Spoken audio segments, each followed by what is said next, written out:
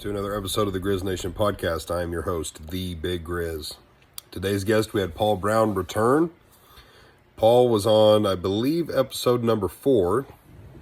Paul was on Forged in Fire. He's a blacksmith, a motorhead.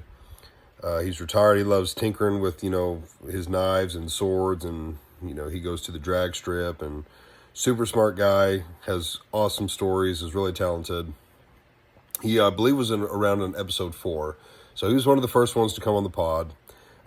He was actually one of the pods I did before I even released any. I believe I did 5 or 6 before I even started to release them. And so it only seems fitting that he returns for episode number 52. I know we just kind of had episode 50, which is kind of a milestone, halfway to 100. That's a big deal. But episode 52 is also a big deal. Episode 52 is the mark for 1 year of the podcast. So we've officially made it a year, 52 episodes, 1 per week. This is a pretty big deal. I knew when I started this that there was obviously a chance that it could go nowhere. I might do it for a few months, maybe even a few weeks, and just realize I didn't really like it. It wasn't for me. I was uncomfortable, whatever the reason might have been. But after a year, I can say I love doing these. I believe I spoke in the solo that there's obviously times, my latest solo, by the way, there's obviously times that, you're tired, or, you wish you were maybe doing something else. Maybe you need to get something done or wanted to do something, or whatever it might be. But no matter how I feel before, as soon as I get started, I always love doing them. Always glad I did them. I haven't done one that I regret or didn't have a good time doing. So I'm super pumped. We've stuck it out for a year. It's a pretty big deal in my mind. So guys, thanks for watching. Thanks for listening. Seriously, if you haven't subscribed to the channel, both YouTube and Spotify, go subscribe. Like my post, give me some comments, guys, give me some feedback, maybe some topics you want to hear, anything like that. So just go hit the subscribe button. Let's grow the Facebook page to 1,000. Let's get YouTube up to 100 subscribers. That'd be dope. And just stick with me through this journey. 1 year. But guys, enjoy the episode. We'll see you in the next one. I did that thing for Forged in Fire. It was so freaking bright in there. You couldn't. Really bright in there, because I feel like when you watch it on TV, it looks kind of dark in there. Well, yeah, see, and they complained about my whenever I heat treated the blade, they said it was super bright, and I'm like, looks okay to me, when I was there, and then they complained about it, and they said, it was pretty bright, it was really, really hot when it went in, and I'm thinking. So they were saying you got the blade too hot. They said I got it way too hot when you went to quench. And when I watched it on TV, I went, shit, that's bright, And so they gave me some trouble about it, but did you think it was too hot? Like looking back? No, well, like I said, when I saw it on TV, it looked really bright, but when I was doing it there, it did not. To me. So it's something with the camera. And well, there's so much light in there, you can't really see the color of the steel, and I needed to have it at a lower temperature. I need to have it somewhere between about 1350 and 1450, somewhere in there, and it was probably closer to 1800 degrees. But when I was messing with it, it fell off. I put it in a stupid spot, and it fell tip first into the concrete, and it dug a little chunk of concrete out of the floor, and I thought, that's good. I'm fine here. Yeah, the chip concrete must be hard. So it's okay. So I didn't think anything about it. Yeah. The more I thought about it after they complained about it, I thought, well, we'll see. You think anyone else ever complained about that, it being too bright in there? Yes. Everybody I know that's been on the show is like, how could you see anything in there? It's so bright and it's so noisy, and it's like, yeah, no, it's just, yeah. And if you watch, there's been a couple of guys that'll heat up their blade and they'll get under the table to see what color it is, and then they'll quench it. But that's smart. Yeah, try to get Well, I mean, aren't the judges supposed to be like professionals as well? Yes, they are. They're so why would they not think it's too bright in here? Or it doesn't matter because that's what the cameras need. That's they got to have that for the cameras, and, right? And then the judges will say something to you, like, that was pretty hot when it went in, and I was like, oh, yeah, it was. I guess we'll see. But they're used to it now. They can tell in the light if it's too hot. And what they had to do with mine, they had to they had this like 2-inch dowel rod, and they drove it into the dowel rod, and I fully expected him to pull that out and the tip still be sticking out of the rod, and it didn't. It came out, and Jason Knight goes, well, we had some doubts about your heat treat, but it seemed to hold up pretty good. And I said, thank you. What have you made lately? Messes mostly. I haven't made a whole lot of stuff at all really here lately. I've made a couple of swords, and I've got a list of Christmas stuff I need to jump on. And Christmas stuff? Yeah. Oh yeah. We're a month out. Yeah, you notice that too. Yeah, I do. I bet your clients knows that. They're like, how's that blade coming? No, these are all personal presents for people. Yeah. I mean, they're not, there's nothing I have sold. These are all gifts from me and gifts for in the family. So I'm not, it's not anything that I'm too. Could be January before they get it. It won't be. It won't be. No, I've got a scabbard that I've had made for a sword quite a while back. What's a scabbard? Scabbard. Scabbard. Okay. Scabbard. Yeah, it's what your big swords, they slide into a scabbard instead of a sheath, because it's made out of wood and then covered in leather. Oh, okay. Gives it more support. Protects it a little bit better. And I went to a show and I had one that I took with me all the time because it was a good sword. It just wasn't up to my expectations. So I let everybody play with it and touch it, and it wasn't sharp. And you know, the kids could go, "Look, Dad, I've got a sword." Right. And I just watch the tip. The tip's pointed. Right. Right. And I had a guy come up and wanted that blade, and I said, "Okay." And I shot him a price, and he goes, "Sold." And I went, "Oh no." And the scabbard wasn't really finished. I had kind of sewed up the leather just kind of halfway, just so it would give me an idea of what I was doing with it. Hadn't never made a shape for it, and there was some other things I wanted to do to it. Wasn't worried about ever selling it. And guy bought the sword, so I had to finish up the sword and the scabbard, and putting the shape on there. I had some issues, and it scarred the leather really bad. And the more I went to kind of sew the leather back up, and it started pulling through, and I thought, screw it. So I tore all the leather off of it and put all new leather on it, and finished up the shape nice and pretty. And it's 95% done now. I just need to stain it and figure out the straps for it that what I want to do, and then call him, have him come get it, and he'll be excited. Yeah.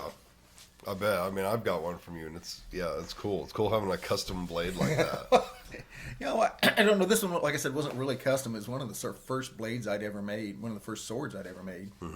I think I'd made about 3 or 4 before that one, but that was a little different design, and there was some R&D that went into that one that, you know, let's see if this will work. Well, that kind of worked. I can work with this, you know. I can shape this out the way I want it, and it looked good, and it felt great, and it was a lot of fun to, you know, play with. And I had never sharpened it yet, and this guy didn't want a sharp blade because he goes to Renaissance fairs and things like that, and they most generally, you bring weapons in there, it better not have an edge, you know, or a point, and you know, that's a thing you have to deal with when it just needs to look the part. It needs to look the part, exactly. So there's that. But I think I asked you this last time because this is your second time on. It is. Still first celebrity, really. Oh, gotcha. You suck at celebrities. I do, apparently. Gosh. Have you ever made a samurai sword? I have made a couple of them. I'm in the process of making one right now,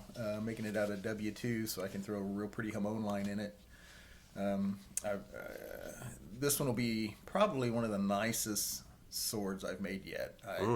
I'm working on the Suba is the little guard that goes on it. Yep. This guy, longtime friend of mine, and he's been thinking for years of what he wanted. He goes, I want a samurai sword, but you know, I don't know what. And I finally cornered him here a while back, and I said, give me a direction to go. You know, most swords have a lot of, especially the samurai swords, have a lot of intricate detail in them. They have a topic or a generation or something like that they will go through. And your Japanese they did a lot of flowers and these cool designs, and sometimes they would put animals in there. And different animals mean different things in the Japanese culture, you know. And you know, you've got rabbits and rats and snakes and dragons and all kinds of different animals. And we may not think of a rat or a squirrel or something or a monkey being much more than a high-powered rodent, but in Japanese terms, they mean it's the year of the rat, the year of the chicken. Those things all have a different meaning. Yeah. And so I said, "Give me a direction to go on this." And he said, "Oh." So he thought about it, and he says, "Panther. I need a black panther on it." And he says, "That's pretty That sounds much cool. So I finally got my gold, so I can inlay in the eyes and probably the claws. And you ever try to just buy gold? I'm not. That is Pure gold? I mean, where do you Yeah. go? Pawn shop? no. I went to a jeweler, and Oh, okay. I guess that makes sense. yeah. And I said, I need some 24 karat gold. And he goes, "Well, there is no such thing actually." And I said, "Well, I need as close to 24 as you can get." And he says, "Well, I can get you 99.9999." And I said, Right. "As far as I'm concerned, that's 24 karat. Because it blends in, it moves better, it works real good."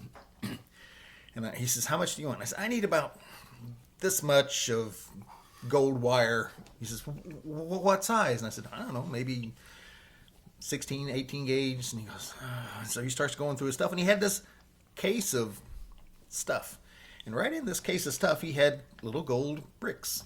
And they're like 1 ounce and half ounce, and he had a little 1 gram gold bar. 1 gram. It's like Itty bitty. itty bitty. I said, "How much is that?" And he goes, "Well, that's a gram." And I said, "Okay, how much is a gram?" And it was like, I don't know, $108 for a gram of gold. And I said, "That's all the gold I need right there." And he goes, "Really?" And I said, "Sell it to me." He said, "Well, this is an actual gram." And I said, "It's still gold. That's what I want. It's 99.999. He goes, "Yep." I said, "That's what I want." Right. And it was actually going to be cheaper than buying it in a wire. So I've got my little gram of gold sitting over here and trying to decide. And I finally found the handle is made of wood and then covered in stingray hide.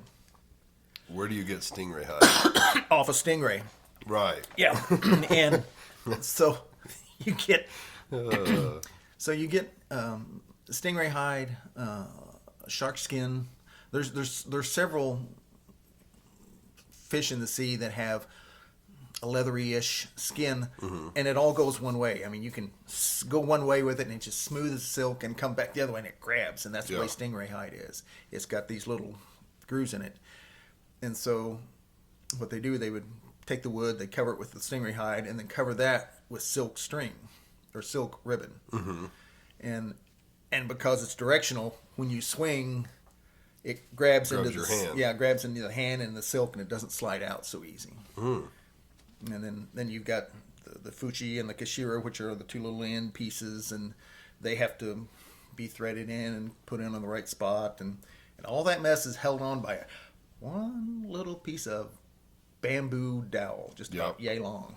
And Yep, because I've seen on, I don't know, maybe like Antique Roadshow or something where they're meant to be taken apart. Yes. And they would remove that, take it apart, and then the handle would be something along the line of like where the sword came from, who it belonged to. And if you find an old samurai sword and you take the handle off and it's rusty, don't clean it up. They want to see it rusty. If you have a beautiful sword that Grandpa or Uncle Phil picked up when he was in wherever and came back with it, and you think, well, that's kind of cool, and it's got that rusty handle underneath it, do not clean it up. Because if it's a rare, expensive sword, you sand off all that rust and clean it up, you just killed 50% of the price. Because they want to see the They want to authenticity of see it? the authenticity of it. They want to know how well the steel has held up over time. And there'll be sometimes, and finding somebody who can read Japanese is kind of tough sometimes, but there'll be a stamp on there from the guy who usually it would take about 4 people to make a really good samurai sword. You have one guy that would make the steel, and he gives this chunk of steel to a guy who hammers it out into a blade, and then he hands it off to a guy who will then polish it, and then he hands it off to another guy who will make the suba and the handle and all the other little pieces. And sometimes there's a 5th guy. Usually it's the same guy that does the handle, but he'll make the seiya, which is the scabbard for these things. Yep. And so you can have maybe one person or you could have as many as 5 different people on that handle Right, to make one sword. to make one sword. And if you clean off the rust, you are kicking yourself in the foot because you may have knocked $150,000-$200,000 off the price of that sword. So do not clean up the sword. Because you could also like erase anything that was etched into it Yes. if you were grinding on it. Yeah.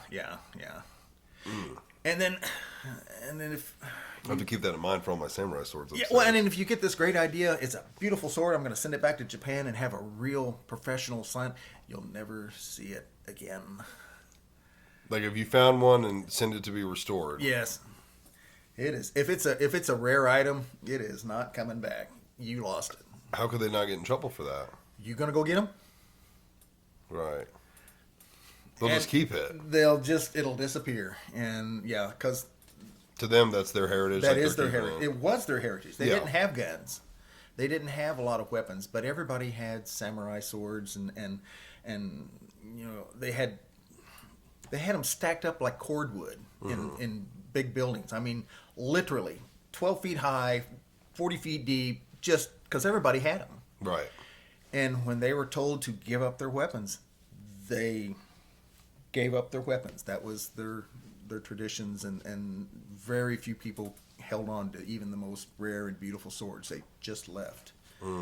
And you'd have the really nice ones, you'd have officers that would usually try to, oh, that's a cool blade, I want that, and he'd take it home. Right. And then there were millions and millions of the war swords that were punched out as fast as because every Japanese soldier back in World War I, World War II, particularly II, had to have a samurai sword. That was their warrior. They didn't use it, but they all had one. Right. And they were stamped out fairly quickly. That's what majority of the samurai swords are found these days. Mm-hmm. Not like an authentic It's an authentic pre-1900. There was about 3 or 4 definitions of them. They came out, and they were made of good steel. There's just a million of them out there, and that's what most people find in their attics. And this is Grandpa brought this back, or great Uncle Alan brought this back, and it's a samurai sword. Well, yeah, it is, and it's a real sword. It just doesn't have the value that some of the other blades would have. You can sell these. You'll find them on eBay and through collectors for $150, $350 a piece. And like I said, the old blades made by the masters were just silly expensive. Right. That's a blade that before you retire from it, I would want to get one from you. Oh my gosh! I've always thought those were the coolest swords. They are cool. They are I feel like they have what's the word? Just like they're known for being like the slasher, like the slick slasher. Yep. The curve in that thing allows you to do kind of a gradual swing, and it slices as it goes through. And More of a slice and not like a chop or a cut. Whereas your big medieval swords are not designed that way. They're more of a pokey and hammer and sling, and the samurai sword is really cool. Given the two for a weapon, I'll take the medieval sword. I would too, because I'm not trained. I just wildly sling that blade. The samurai swords were, they talk about how many times the metal was folded. Well, yeah, no, not really, kind of, sort of. If you start out with 2 or 3 pieces of steel and you draw it out and you fold it over, we don't know how many times it was folded over, but it's thousands. Well, it only takes about 12 to 15 times to get to 3,000 layers, because you double each time, and it grows pretty fast, and that really wasn't a big thing, other than what it did was it beat out the impurities in the steel. So the more that you folded it, the more crap came out of it when striking it and stuff. Yeah, when striking it, you see that sparks coming out. Yeah. And then a lot of times they would make a samurai sword out of sometimes 2, 3, 4, 5 pieces. You'd have your core, you'd have an edge, you'd have your outside pieces of the actual blade, and then you'd have another piece for the handle. And all these parts of the steel would be just different. I mean, your edge was the best steel they could find. They wanted it to have high carbon. They wanted no impurities in it. And then the rest of it was a little lower in value and less expensive to come up with and less, maybe more impurities and a few things like that. And then the stuff that went on the handle was junk steel because it didn't have to do anything other than hang on, and they would forge weld that into place, and that's what it was. But Yeah. What about like an emperor? What would he have been carrying? that would be a fairly nice blade, and most generally they didn't really carry their blades too much. Most generally their blades were in a position of honor, and a lot of your samurais, your actual samurais, had decent blades, but your shoguns were the ones that had the real expensive stuff that would come out. And What is the Shogun? Because I know that's a show now. I have yet to watch it, but I don't know the and term. He's going to be a guy who is over a lot of land Oh, okay. and a lot of people, and the emperor is going to be above him. So, and then your samurais would work for a shogun, would work for an emperor, would work for groups. Sometimes they would just walk around and hang out, and some of them were good guys, and some of them really weren't, but they were there. They were trained is what they were, and they had the ability, or they would have the skill to use their swords, and it's, you see them fighting on TV and things like that, and sharp sword to sharp sword does not go like it does on TV. What is it like? Do they tin each other? Oh yeah, they grab, and then you've got this thunk real quick, and then it destroys the blade, just tears them up like all get out, man. Right. And you've got to go back through and redo them and grind out the nicks, and because if you've got, and I say that, I actually can take a lot of my knives, my high carbon blades especially, just to make sure I'm still on with my heat treat.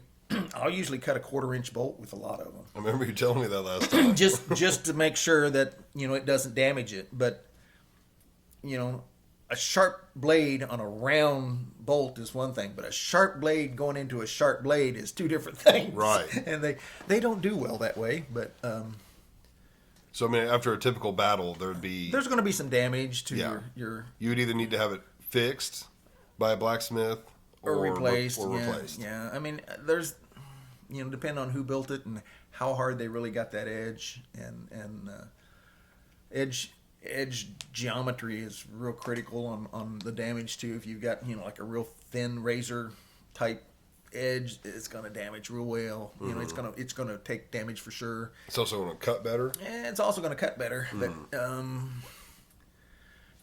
and So for a battle sword, you'd want a middle you want ground. a little less of a sharp edge. You don't want that razor. Right.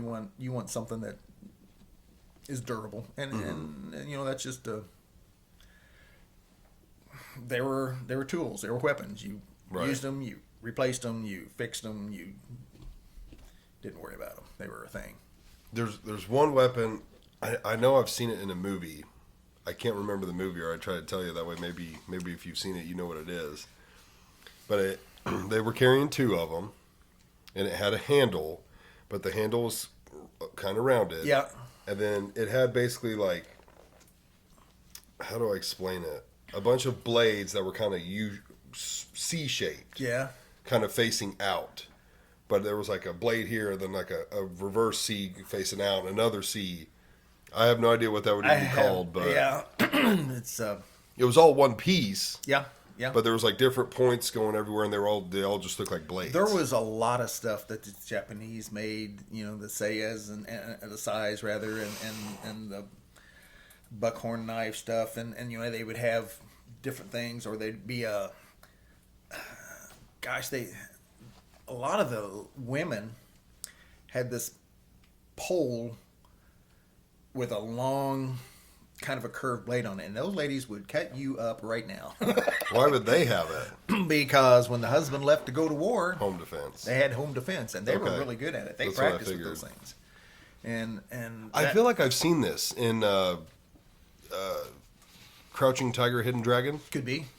Could be. That sounds very familiar. Yeah, I think there's a fight scene with one of those weapons. Yeah, and that's the big swords, the daggers, all that stuff is really cool. But you go up against a guy that's got an 8-foot poleaxe, you are in big trouble. Yes.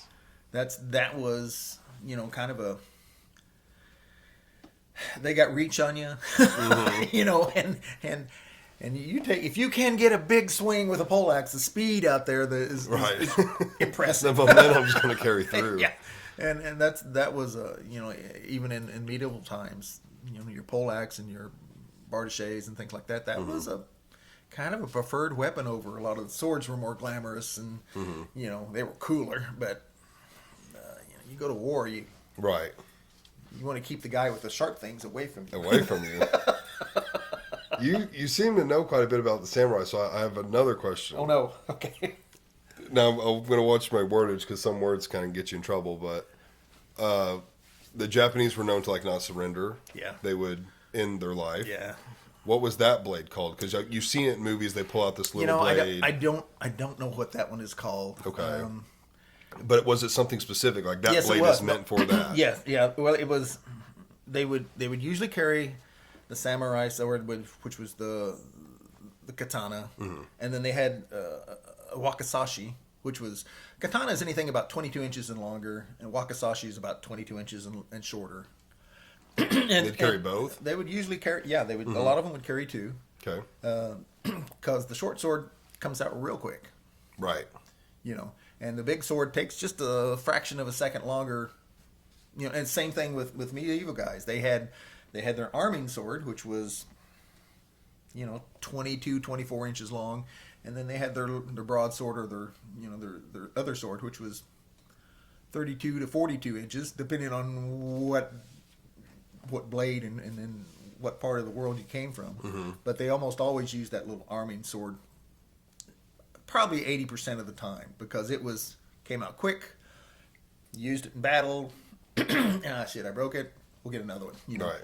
And the big sword just really didn't come out as much as you would like to think, as Hollywood tells us. But I don't know what the name of that, where they do they called it Harry Carry, is what they used to call it years ago, where they would try to make it all the way around and cut out their insides. And Right. and they would usually have...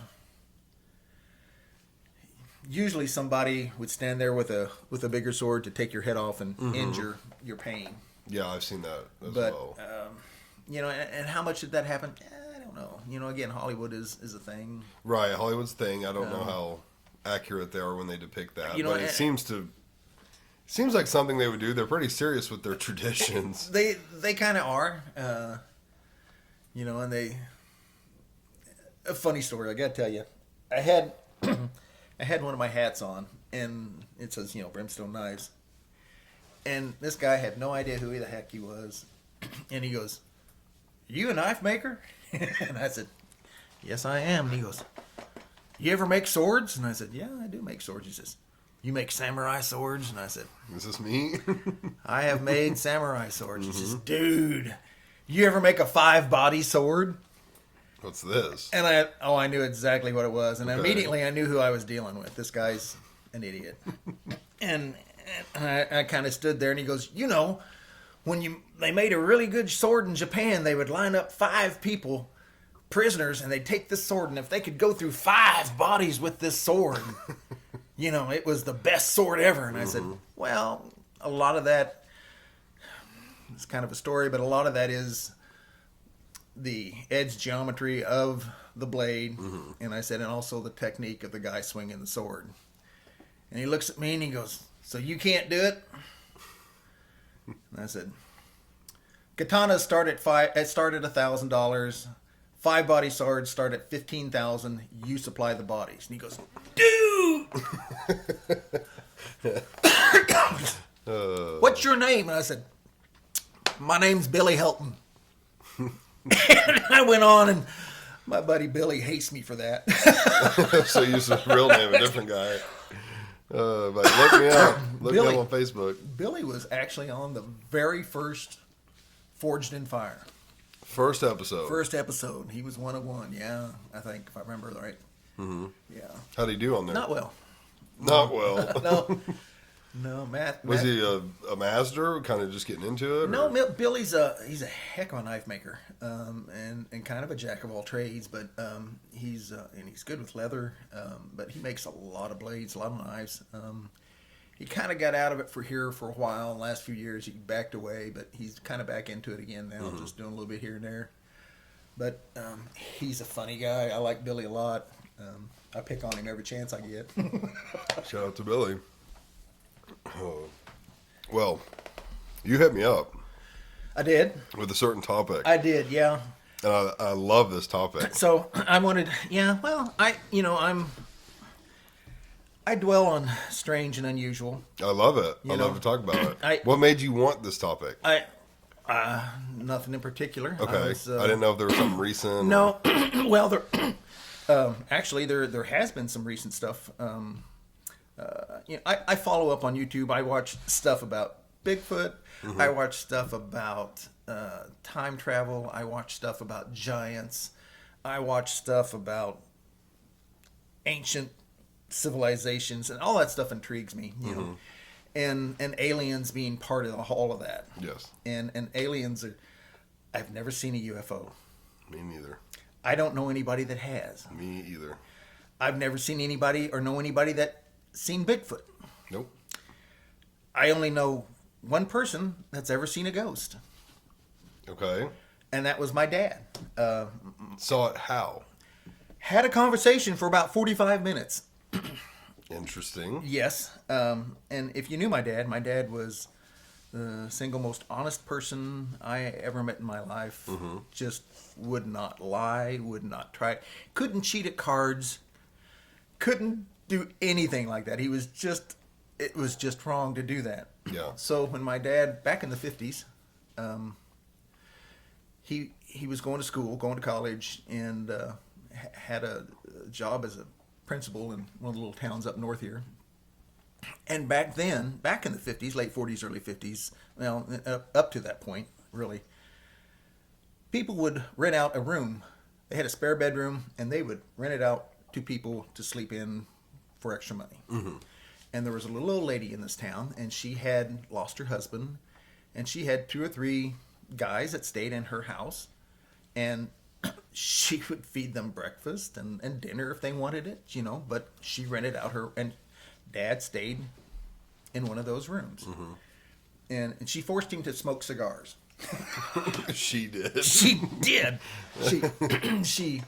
It reminded her of her husband from the old country. And she all liked the smoke. It smells so good. Yeah. And she'd make Dad smoke cigars, and he was okay with that. So. Yeah. And I'd met the little old lady a couple of times. Sweetest little old lady you ever met in your life. And we moved down here into Miller, and Pop was, I can't remember what he had to go to Monette for something. And on the way back, drove through Freistadt, a little German community out there. And it's a little Lutheran community. Yeah. Yeah, I used to live right up the road from Price Tag. And for some reason, he pulled in, and the cemetery's right there by the church. And if you look at it, Lutherans don't have family plots. They plant them as they drop. So if you look, they start in the back, and you watch the stones. You can tell the good years and the bad years. Seriously, because some of them get really big, and then all of a sudden they kind of go down, and then you got these flat stones for about 10 years, and then they start getting a little higher, and then they come back, and then they go down. And Pop gets out of the car and walks down there just a little ways, and my gosh, there's her grave. And she had died about 6 months earlier. He had no idea that she had passed away. She didn't have much relatives as far as that goes. How did he know she was there? He didn't. He walked straight to the grave and looked down, and there it was. And he said he stood there, and the next thing he knew, she was standing next to him, and they were talking. And he said, we talked for probably 45 minutes about everything. And then she said she had to leave. And she left. And Dad was upset for weeks. You know, I would come and see him, and Pop was physically disturbed. He didn't know what to say, and I finally cornered him and I said, "Are you okay?" And Mom said, "Tell him." And he told me the story one time, never mentioned it again. And I mean, that was it. He goes, "I can't understand it. I can't describe it well, but she was there and we talked and about anything and everything. And I don't know how to deal with this." Mm-hmm. And that was pretty much it. And there was a few times later on, years later, I would say something about, well, he would be talking about something, and I said, "It kind of sounds like your deal with Miss Erkey." And he would just look at me and go, "No, it's not." And it was...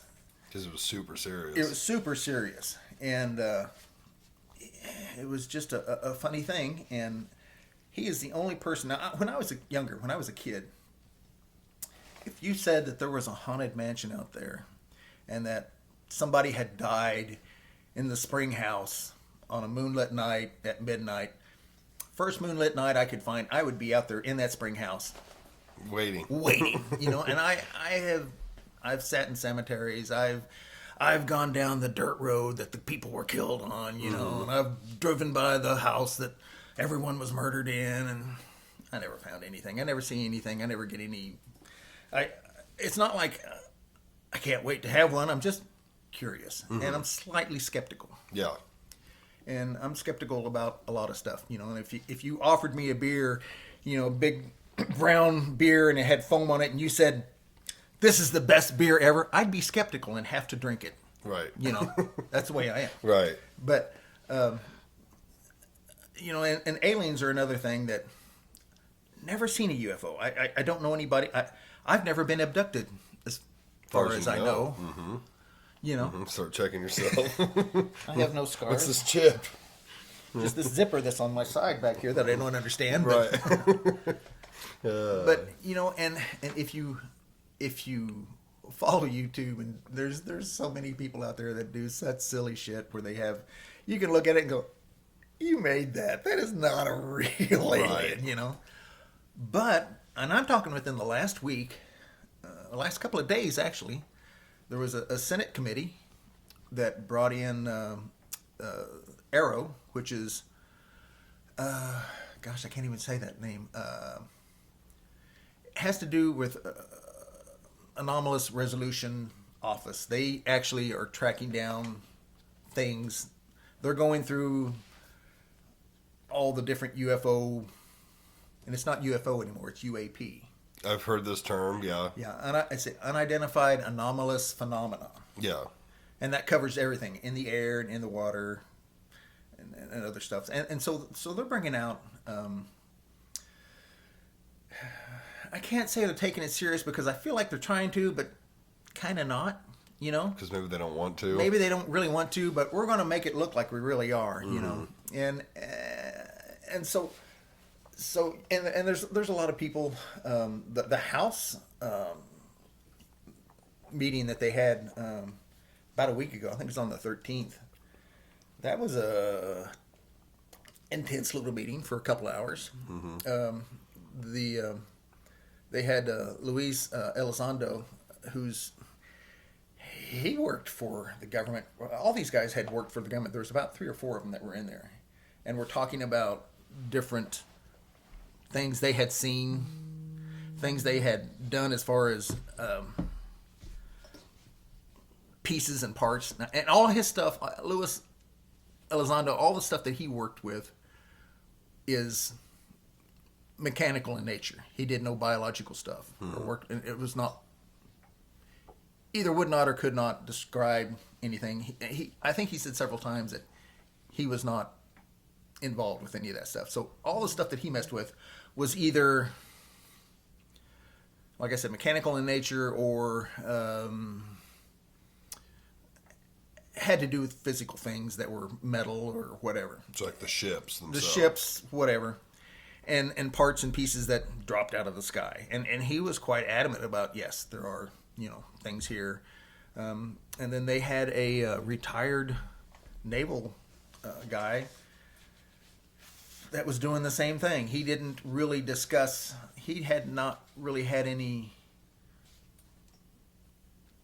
exposure to a lot of parts and pieces, but he had a lot of exposure to events. You know, they're in a submarine, they're in the water, they got something coming at them at 800 miles an hour in the water. Right, in the water. Yeah, I can understand having something fly by you at 800 miles an hour, but in the water coming at you and blew one by you at 800 miles an hour in the water is a little weird. Mm-hmm. And then they had a lot of stuff too that he described as being as fast or faster than torpedoes, but still bigger than a torpedo. Right. You know, and so they were having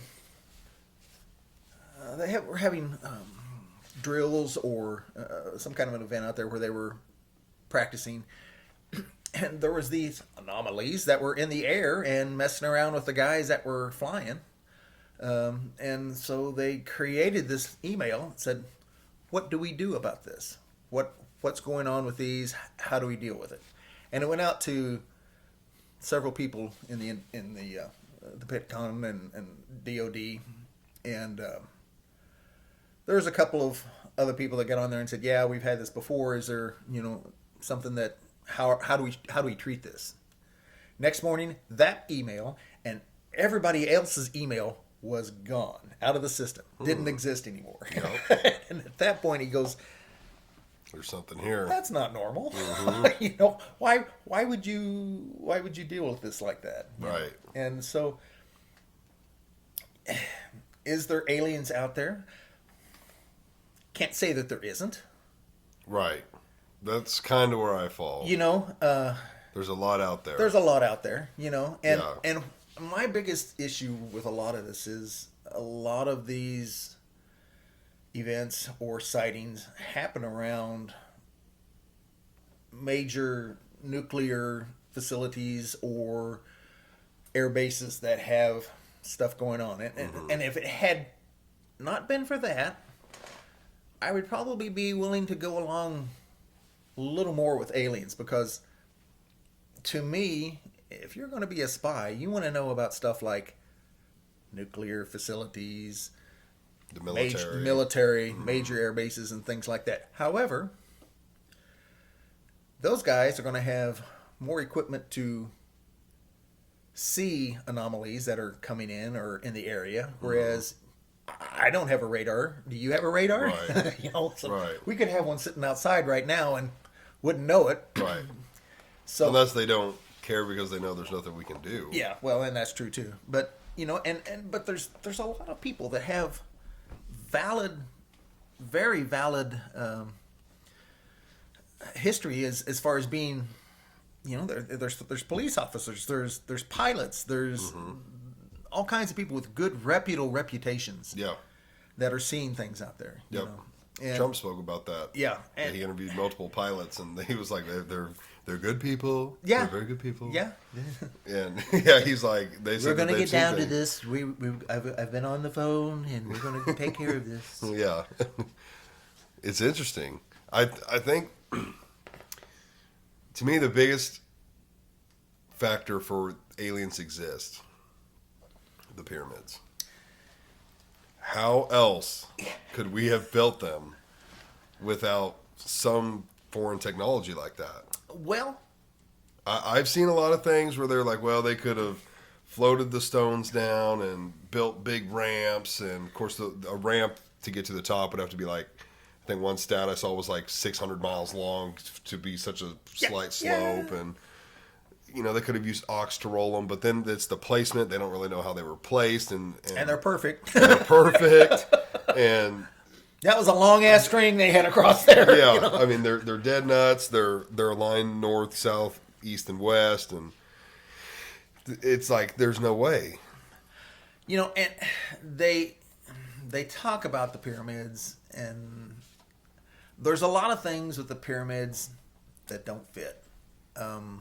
For aliens or for humans? For humans. Mm-hmm. Let me retrace those steps. A lot of things that don't fit for Egyptians, because they find a lot of Egyptian stuff in them, but they're not placed well for the rest of the pyramid.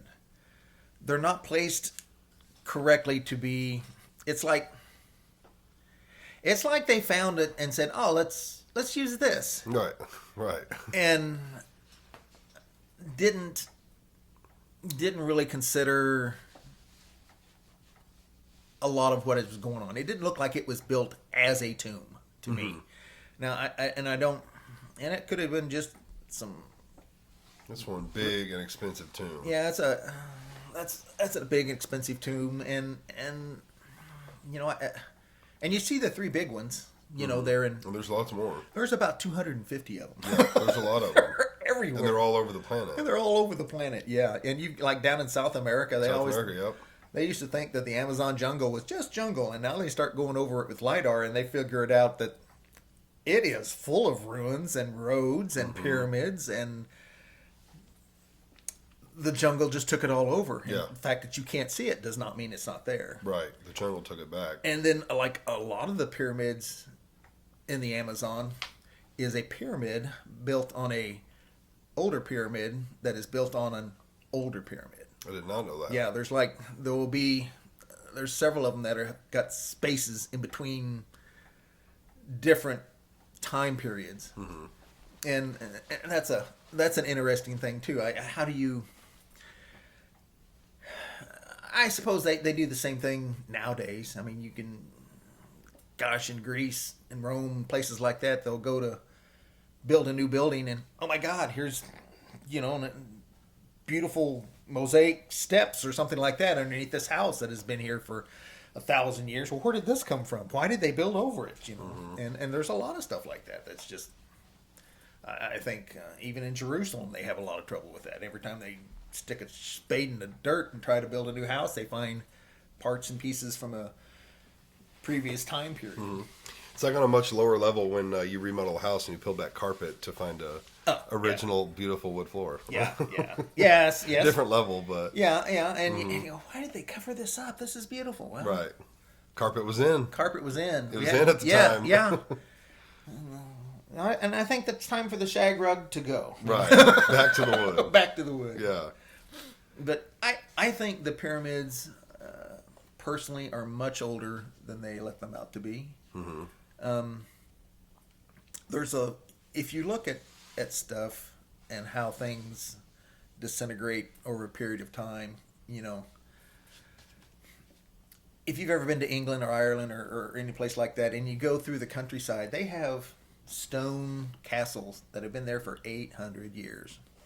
And with a little bit of work, they could be castle again. They're ruins now because the English came along and destroyed them because of whatever and wanted to take over. But so when you deal with stone has a life expectancy that exceeds metal and so many other things. Like we have buildings that are built out of brick and steel and wood, and in 500 years, that wood house could quite often actually be gone. Right. It's just not going to be there. It's going to disintegrate. And your steel is going to develop stress, and it's going to fatigue, and it's going to go away. But finding a stone building that's 1,000 years old or 2,000 years old, that happens a lot. Because its only natural deterrent is water. Pretty much. Maybe wind, but you're talking a long, long time. And I don't think they have correctly dated the pyramids yet. I think they're older. I think they're older. Some people say they're 4,000 or 5,000 years old, and that's possible. I thought I've heard like 10 or 12. And they could be 10 or 12. I have no doubt that they're, older than whatever they're saying they are right now. And like Egypt, I don't think they get a lot of rain. They're in the desert, so no. Rain's not really going to erode them very quickly. Not now, they don't. They did several thousand years ago. There was a lot of water several thousand years ago, and that's a thing. They find whale bones out in the desert there. Complete whale bones. Right. And so, how did this get here? Well, they died. And that's another, to tie that in, the flood. Like Sure. they find, there was a place in Springfield that had like shark teeth in it. How would shark teeth get in Springfield? But if you look at it from like a biblical standpoint, it's like, well, it's never aliens aren't never mentioned. It's never mentioned that there's like another civilization that he was like, oh, I'm going to start one over here too, and one over here, and here's you guys. So, and there are so many cultures and so many religions that had a great flood in their history. There's a lot of them. Almost every religion, if you go through their previous, they all have a great flood in there. And I feel like, they all have to tie together somewhere. That Right. you don't have one story that's consistent throughout the world and people not be able to talk to each other, but yet they have the same story, Right. And so the Great Flood, and I think there's been some other cataclysms that, if we have, like right now, our in the world we have, God, how many billion people? Like 6 or 7. 6, 7, 8 billion. And if we had a cataclysmic thing happen, such as Apophis, that's going to come real close to us in 2029, which is a big, if that came in and actually maybe not hit us, but disrupted the moon or whatever, and wiped out, let's say, all but 100,000 people for whatever reason. I mean, the sky clouds up and things die off, and everybody, all of our technology, everything that we know wouldn't help us. Right. The people that are going to survive are the people that are living in the jungle right now, because that's what they live off. Right. They're used to it. They're used to it. And everybody else that has technology and has the education from wherever they've got it, it won't help them, and they're going to die off. So the people who are in the jungles will keep going, and they may have this story later in the years of the great catastrophe, not knowing what it was, not caring, and there will be nobody to deal with history. Right. Nobody to, and I feel like, and everything that they, from that point on, is all verbal. They tell the story, and the story gets told again, and the story gets told again, and the story gets told again, and that's how they pass it down through the. And I feel like that might have happened once before, where we had a large population, something catastrophic came along, wiped everybody out, started back over with basically Adam and Eve type part, where you've got a very, very small population to start over, and they had no way to know what the history was because And kind of started over. Right. And if you have metal buildings and you have wood buildings and they're all gone, and ashes, and the critters and animals and things like that didn't survive are now all gone, but you still got the big stone structures that for some reason somebody built. Right. Water there's- couldn't move them. You can't move them. You can't kill them.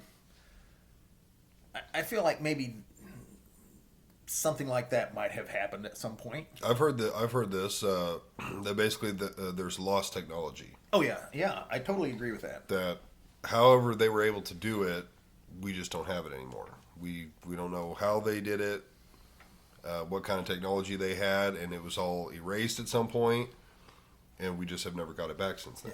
Yeah. And that's the thing with aliens now. They talk about some of the technology we have just poof popped up. Where did it come from? Well, it was alien technology, and we kind of reverse engineered it, and oh look, we can do this now. There's a lot of stuff that they bring into play on that. Is that true? I don't know. Which, I mean, the Great Flood would be a perfect event as far as erasing everything. Erasing everything. Yep. You're gonna have not gonna have anything left. It's just a big disaster. And, Right. Now they're figuring out too that they used to think that everybody here in America came over across the bridge between The Bering Strait. Bering Strait. Now they're figuring out that no, we've got things that have been here before then, and how did they get here? And it's a weird. It's hard to find somebody who can look at this and and not be a little skeptical about everything. Right. You know, there's a ton of people on YouTube that have what's that guy's name? Graham. Oh, I can't. Cracker? No, it's not a cracker. He's he is deep into previous intelligence and things like that, and he goes around. He's a pain in the ass to all the publicized archaeologists because he finds issues with their findings, and they all look at him and go, "Oh, you're an idiot." You know, we're not talking to you, Right. But if you listen to some of the stuff he says is goes, yeah, I could go with that, and some of the stuff he goes, no, there's no way. Right. You know, yeah, I'm going to agree with them on this one. You're an idiot, but there's some things about ancient history that I look at and I kind of, you know, I don't know that aliens were here then, but I can't explain it any other way. The alien thing makes it work. Yeah. You know. Well, there at some point it's just like there's questions that we're never going to get an answer to. Like I feel like one time back to Adam and Eve, it talks about when Cain killed Abel, that Abel was like banished and he had to go live amongst the other people, or however it says it. Well, now wait a minute. Where are those other people? Exactly. Yes. It just says it plainly as if it's like common knowledge. Like, Yes. yeah, he's going to go be with those people, and it's like, well, 5 seconds ago it was just Adam and Eve, Cain and Abel. Yeah. So, And you know, then they had wives. where'd they come from? Where'd they come from? Sisters. Yes. I mean, it doesn't. They don't live in Arkansas. They live in Eden. Dadgummit. Right. It doesn't explain things. So Yeah, and you know, and if you go back and you talk about, and there's stories in the Bible that talk about beasts and giants and things like that. I was going to bring that up next. And giants is they find people with like that'll be 8, 9, 10 feet tall and double rows of teeth, and for a long time it seems like the Smithsonian would acquire those, and then they'd say, "Oh, I don't know what you're talking about. We don't have that." And They're they would, locked in the basement. yeah, and I don't know that. I'm not so sure that giants aren't just. I don't think there were giants that were 25, 30, 40 feet tall. I don't think there was such a Right. thing. I mean, if you put my son in a room with a bunch of Mexicans, he's going to be a giant. Right, he's a giant. And I'm right. not trying to say that Mexican people are.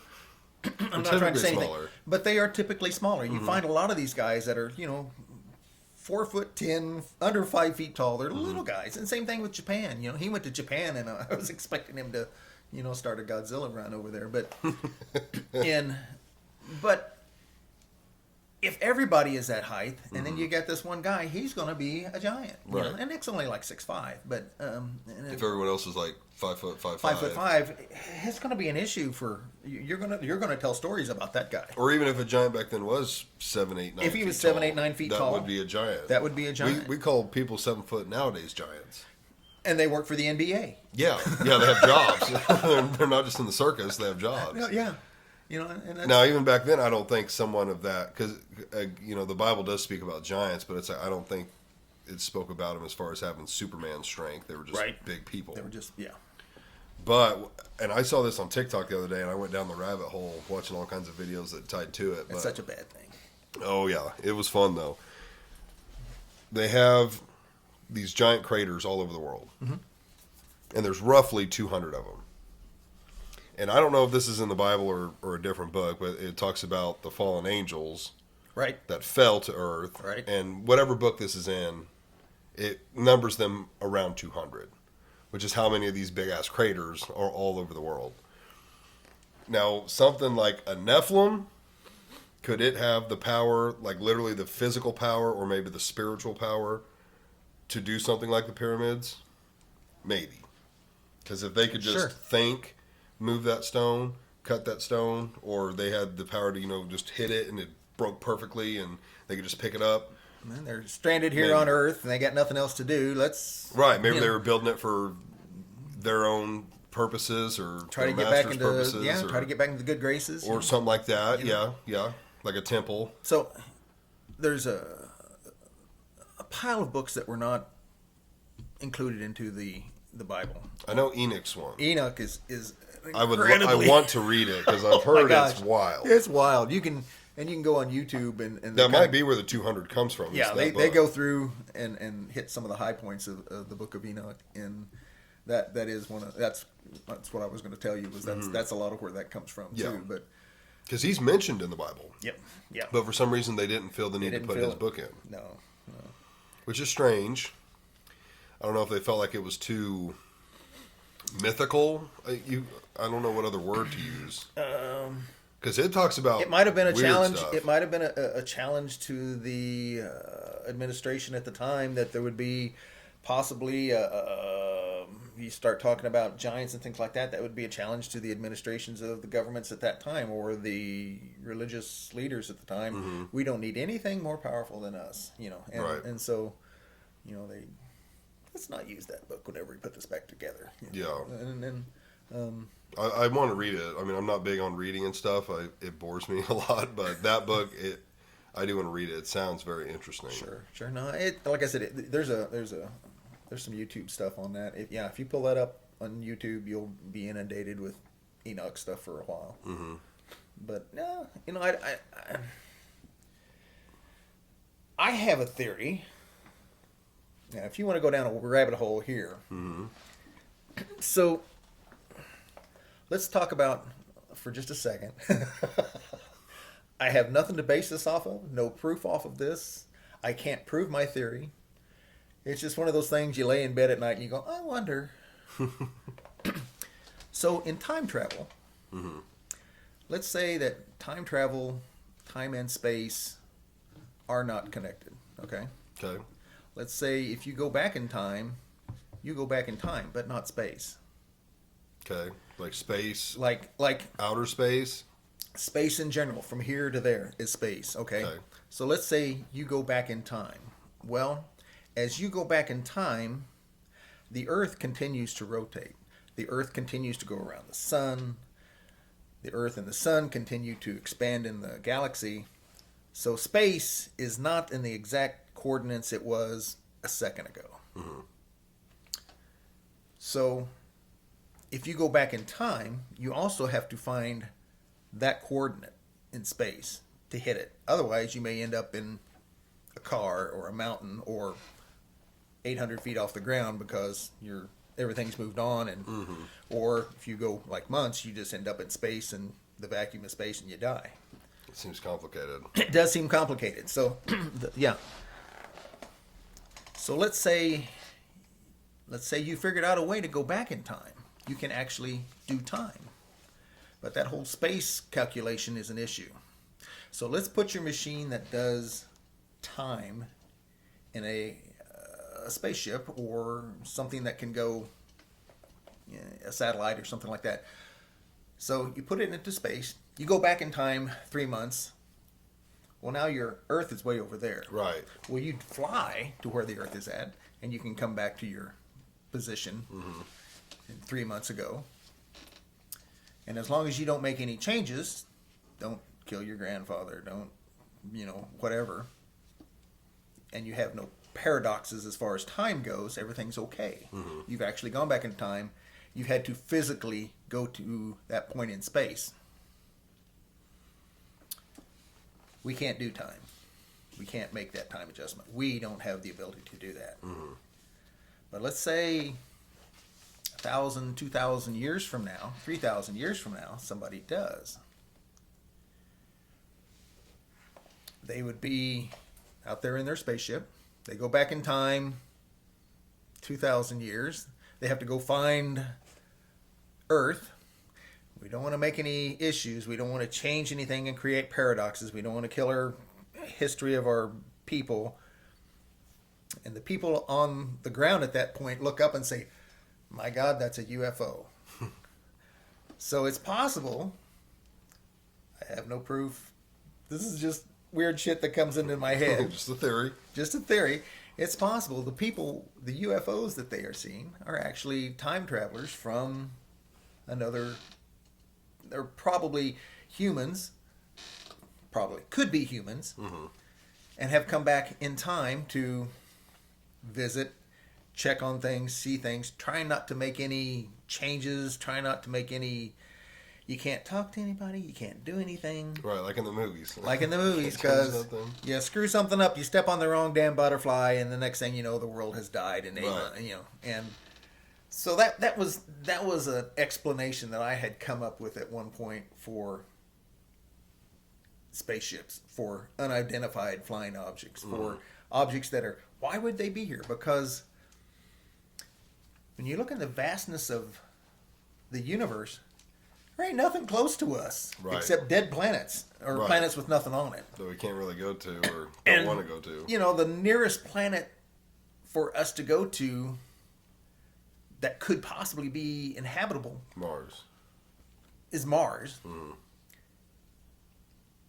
And that's not going to change anything. That's not going to do anything for us other than we're going to go there and say, look, there's kind of water underneath all of this stuff. Cool. What do we do? Nothing. Haven't done a damn thing. Right. So, they've talked about doing. Oh, I know. Yeah. Oh, and I know. Talked about nuking it to heat it up and get the water going. But for us to go out into the universe to find a possible planet that was adaptable or might have intelligent life of some force would take us generations to get to. There is no way, and that's if you go at the light speed, you know, it's impossible to get there. Right. And because even light speed things are like tens or hundreds or thousands of light years away. Yes, yeah, and which means you'd have to travel at a faster speed than light to get to these places. So, for those aliens to get here, they're going to be blessed with the same issues. Unless they have like the Millennium Falcon. Unless they have something that can travel warp speed. Right. What is warp speed? I don't know. It's a term. It's a term. Must be faster than the speed of light. Again, it's Hollywood. Yeah. You know. So I kind of feel like that if there are UFOs here, they're from this planet. Maybe not this time. Right. Different time period, but still from this planet. Right. And I got nothing to base that off of other than I'm just trying to go through my head and make things fit. And I'm sure there's people out there who are going like, oh, no, you don't understand. Time and space are connected. Einstein proved that with relativity. And yes, no, see, that blows your whole scheme away. But still, I mean, until you've done it, it's still all theories. Like, I don't know what he claims he did, but until you do it, it's still kind of just a theory. Sure, yeah, and it keeps me thinking about stuff, you know. Yeah. Well, another rabbit hole I went down again on TikTok while doing everything else was Antarctica. Yeah. And how like every country has a base there, but it's like just everyone has the understanding that everything there is top secret, nothing's to be released. And the rabbit hole I went down was Antarctica. Well, there's a couple different ones, but the main one was Antarctica is really just a big wall of ice, like a circle. And then the middle was green with mountains. And because they talk about a lot of the things, because it's all supposed to be ice. Right. Just down there, just a big block of ice. But they're like, if you've ever seen pictures of it, it looks like it's not just ice, it's like mountains on the outside where it's still ice. Right. But they're like the way it's shaped and the jagged edges, it doesn't look like ice. They look like mountains underneath it. Yeah. That's because Arctic, the North Pole, there is no land. It is ice on top of water. Right. Antarctica is land with ice on top of it. It's ice on top of land. Ice on top of water, ice on top of land. That's the difference there. Okay, they were making it sound like wherever they were, which was not the North Pole. Right. Maybe South something. Pole, South Pole is land. Okay, it is land. Yes. Well, what were they talking about? And there is. Well, they said something about like the middle. Yes. Yeah. Was or is or something. There's a place somewhere there that they talk about it being tropical and trees and all this kind of crap. I can't see how it could be because of the lack of sun, but right, the lack of sun. But they were talking about how. But you know, if you ever go to Iceland or Greenland, Greenland is covered with ice. Iceland is green. It's green. Yep. And it's green because it's heated from underneath. there's a lot of volcanic and seismic energy that's there, and they get, they got hot water, drill and get hot water, and it could be the same thing with Antarctica. They could be a certain amount of geothermal stuff going on under there that's keeping us all nice and warm, and they don't have to worry about the lack of sun for 6 months. It's just right. Yeah, this rabbit hole was wild because that was basically like one explanation. The second explanation was the Earth has a lot more water in it than on it. Yeah. And basically inside the Earth was like another, I wouldn't say Earth, but there was more land and water and like a sun and all this stuff in the Earth, and that's where these people are living that have survived all of these things, and that they're the ones who have this advanced technology. Yeah, I'm not a reptile person. And they're the ones coming out, and these are these UFOs because they come out to see everything and keep tabs on us, and it was a wild rabbit hole. I have issues with that one. I don't think that. I mean, there is. I have read that there's a lot of water under the surface, but it's mostly in rock. And when I say in rock, it's like very porous, and that's where we get our water for our wells and things like that. Well water. It's all, they're aquifers that are below the surface. Yeah, because have you ever talked to someone who drills wells for a living? I have. They hit holes. Yeah. All the time. Yeah. What the fuck do you mean you hit a hole underground? Because at my mom and dad's. When they drilled mine, it's over 500 foot. They went down 200 or 300 feet, and he hit 80 feet of nothing. Yeah. And you have to sleeve that. Yeah, and I'm thinking, how is there just an 80-foot room 200 or 300 feet down? Welcome to Missouri. Yeah, welcome to Missouri. Probably an old mine. This area was mined. Yeah, Grammy's the oldest, oldest in the Southwest or something. Yeah, and Orinoco's full of them. And it's Missouri has so many caves. A lot of caves. There's voids that I know when my mom and dad dug their well, they had the same issue. They went down about 40, 50 feet and then nothing for about 50 feet. And they had to sleeve down.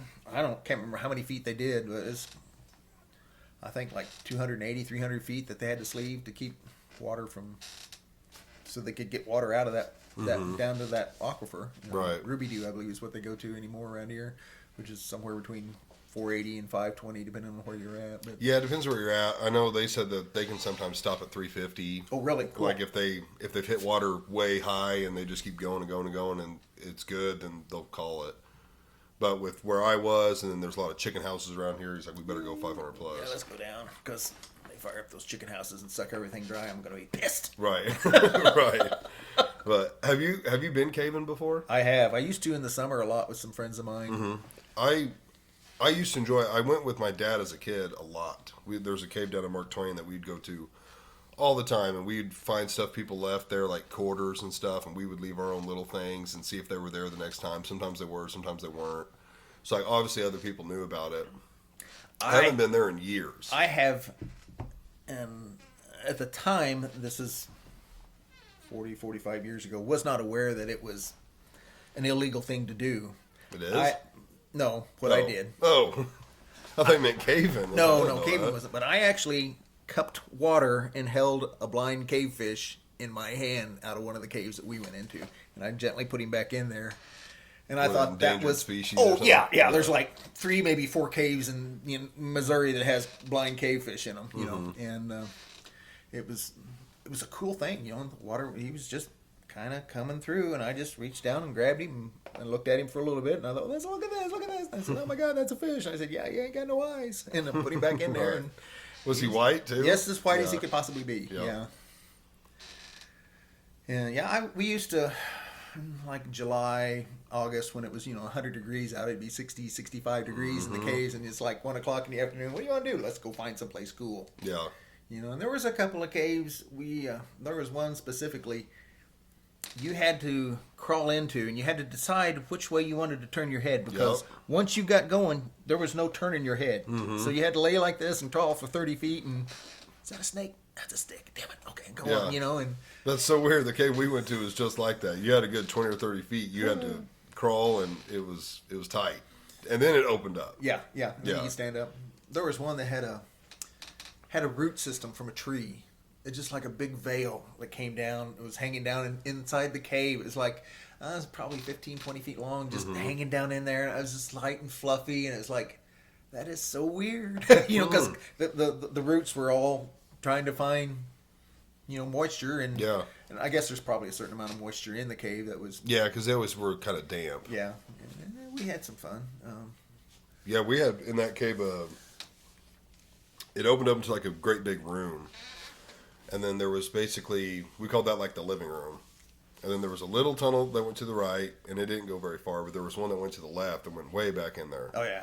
And a lot of stomach crawling and stuff, but you would do that, well, gosh, I don't know how long that was. It felt like it took a while to crawl back to that room, but it finally opened up into this great big tall room. It had to have a 50-foot ceiling on it. And there was a rock that was probably 2 or 3 feet thick, probably 6 to 8 feet wide at its widest, and it almost looked like a stalactite, if that's the ones that come off the ceiling. Yes. But it wasn't. It was just a rock. Stalactites, they hold tight to the ceiling. Stalagmites. Okay. Yeah, I knew there was. Yeah. I couldn't remember which one Yeah. it was, but it had broken off and like wedged itself in the room. And so we always, when we would go there, we would see, you know, by chance is this thing falling, because it was just wedged like this, like there was nothing stopping it from wanting to tilt forward. It was always there, and it had a pool in there. Uh-huh. We never got down in it or anything, but it was crystal clear. Yeah. It was real cool. But I went in a cave in Springfield. They actually closed it up. It was discovered when building a subdivision. And so when they discovered it, they were like, we got to close it up. And we knew they were about to do that in like a week or two. Like they had it taped off and everything. So we were like, we got to get down in there and just check it out. We got, I don't know, maybe 100 yards in there, maybe a little further. And it hit me out of nowhere. I've never experienced claustrophobia or nothing. I had to get out of there. I looked at, my dad was one, and I think there was one other guy in there. And I was like, I gotta get out of here. Nope, I turned around and just walked real quick back to the entrance. It's the only time that's ever happened to me. I can't. You know, that was one thing I never really. I have a fear of heights, which makes it hard being a lineman. Which is why I didn't become a lineman, because you know it's hard to work with one hand and hang on with the other. Right. But I never had claustrophobia, and so I could get into little weird places that I probably shouldn't be in, you know. And so yeah, I was all for going caving, you know. And we end up, all of us guys, when we did that, we always had our set of caving clothes. We could have to, Mom would say, "What the hell do you do with these? Oh my God!" You know. So, yeah, they're. I can't get that out. Well, don't get it out of Right. it. I mean, do the best you can. I'm gonna wear them next time. I'm going to wear them tomorrow, you know, and Yeah. we're going back. And we had several caves in the area, and there was 2 or 3 that we went as far as we could. But I'm not getting that wet because I don't know how far in there that goes, and I don't have any underwater gear with me, and I don't know anything about it. It can also be very dangerous. Yeah. Because people have gotten stuck where they couldn't back up, they couldn't turn around. Yeah. Sometimes they were able to drag them out, and sometimes they're not. There was Nick was a little feller. I say little. He was never really little, but he was probably 5, 6, 7 years old, somewhere in there. And we went down to Devil's Den. Devil's Den. Devil's Den. And back then they had, gosh, I don't know how many little caves along the different trails, and you could go in them. Mm-hmm. And I always carried a little light with me, you know. We'd go in there and we'd look around and check things out. And there was one we went into and went quite a ways back in there, and there was a guy that was coming out, and he goes, "This is you can't go any further." And I said, "Oh, it looks pretty good." And he says, "Oh no, there's a gal stuck." Oh gosh. I said, "What do you mean stuck?" He says, "She can't go forward, she can't go back. I'm going for help." I said, "Okay." And so we backed out and kind of chuckled about it. But you know, there's and I think the last time we were down there was signs on some of them that said, there are tight places you will get stuck. And that's kind of weird, but it's never something I'd want to do alone. Oh no! That seems wild. I never did it alone. That would be irresponsible. It'd be stupid. Who was it that lived in the Marvel Cave? There was a Harold Bell Wright. He moved into Marvel Cave and built a little cabin back in one of the little spots back in there. In the cave. And stayed there for a year or two, I think. Easy to heat and cool. Yeah, it was no problem. And I think it had to do with his allergies or something like that, and being in there was better for him at the time. And I think if you go through there, they show you where his little spot was, where he set up house for a while. I think it was Harold Bell Wright, I think.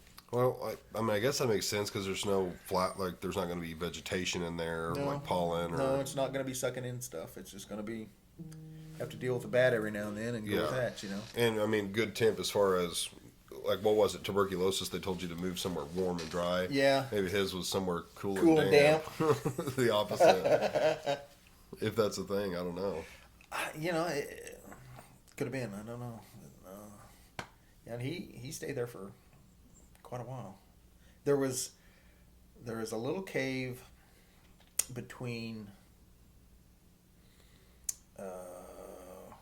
It's down off of 125 highway that one of the bald knobbers stayed in, and he had a little aunt that would bring him food and things like that. And up until just a few years ago, there was a board in there that he slept on, and there was just some stuff in there because when the bald knobbers were killed off or whatever, he escaped out of there. And why do I know that term? What bald knobbers? Yeah. Biggest part of Branson. Okay. And the bald knobbers were a group of vigilantes. They started out after the Civil War, or actually kind of maybe during the Civil War issue. They would. A lot of people went to war, and some people didn't. And the ones that didn't kind of stuck around and created problems for all the wives and widows and things like that were left. And so when the guys came back from the war, their town had changed. The area had changed, and they didn't like it. So they would put on these masks. I actually had a house. I built a house in Branson on one of the hills that had a tree that they would hang a lantern in on that tree, and it was just south of Kirbyville a little ways. That meant bald knobbers were going to meet tonight, and the bald knobbers would then meet in a bald knob, which basically rock formations were so close to the surface that nothing would grow there except lichen and stuff like that, and that's where they would meet a few miles north of there. And then they would go and find these people that were giving problems to the area and run them out of town or kill them or whatever needed to be done. Giving them problems how? They would, like I said, some of the guys went to war and some of them didn't. And the ones that didn't stayed around and took advantage of the wives and took advantage of the area and stole things. And so they cleaned up that little area of those people. And they thought that was such a good thing that, well, we'll keep on going. And, maybe somebody would be running around on his wife or something like that. They didn't like that. And they would come by in the middle of the night. And what they would usually do is they would take a bundle of sticks, and they'd wrap it up, and they'd throw it on their porch and make a lot of noise and leave. And the meaning there was, tonight, this bundle of sticks is not on fire. Next time, they will be. Right. You either need to leave or correct whatever issues you have. And so then they continued on, and then they cleaned up all of that, and then they just started looking for anything and everything to create problems. They became their own problem. And I think the 13 original ones, there's I think some of the original ones are buried in Forsyth. There was there's two cemeteries in Forsyth. One was for the City Slickers and one was for the Bald Knobbers, and different sides of the river. And Right. Bald Knobbers are the farmers, and then the people who weren't. And can't remember Colonel's name, but he's buried there. And they got them all together, and they finally, the Bald Knobbers became a problem more than it was a vigilante group that had good intentions, and then went a different direction after Right. that. Started causing their own problems. Started causing their own problems, and they got down to the last 3 or 4, and oh my God, Ozark, Missouri. Mm-hmm. They captured, I think, 4 of them. Oh, they started arresting them. Yeah, some of them left or were killed, and they started arresting some of them. And I'm trying to remember exactly how the story went, but they put 4 of them, 3 sons and a father, in jail. And somebody was able to break them out, except the dad said, "I didn't do anything wrong. I was not there. I don't have any idea what you're talking about. I'm not going. If I leave, it's going to look like I did something wrong." So he stayed in jail with the big hole in the wall. And they were able to capture 2 of the sons and brought them back. And the other son, I don't know if they ever found out. They said he grabbed a halter for a horse and threw it over his shoulder and went towards Oklahoma. And if you saw somebody walking along with a halter over their shoulder, and he'd just say, "I'm looking for my horse. Have you seen a big black mare with a funny tail?" And well, she ran off, and that was not uncommon for people to go look for their horse. Right. And so he disappeared. Well, the 2 sons and father that were left in Ozark jail were tried and were to be hanged in the square In Ozark. in Ozark.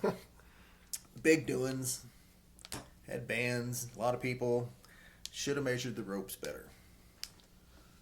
They hit the ground? They hit the ground, or close to the ground, and it didn't kill them. Oh, gosh. That's what they said. And supposedly how the laws are written, that if you are hung, you can't be hung twice. Were you ever hung, though, if you hit the ground? Well, that was the thing. So people in charge said, "Let's hang him again." And so they had to hang him again. And Shorten the road. yeah, and then and that was, everybody freaked out over that because you're not supposed to hang him again. And that was a big But they issue. did. But they did. They ended up killing them and actually buried all 3 of them in one grave in Spokane. In one grave? Yep. Stacked them? Yep, stacked them right in there, buried them. And I think, Interesting. I'm trying to remember if they went back and separated them later, but it's the Bald Knobbers, became a Branson, theater, and then they. But the actual story is horrific when you get down to it. Just using some local history Yeah. to make your name. Yep. Yeah. So.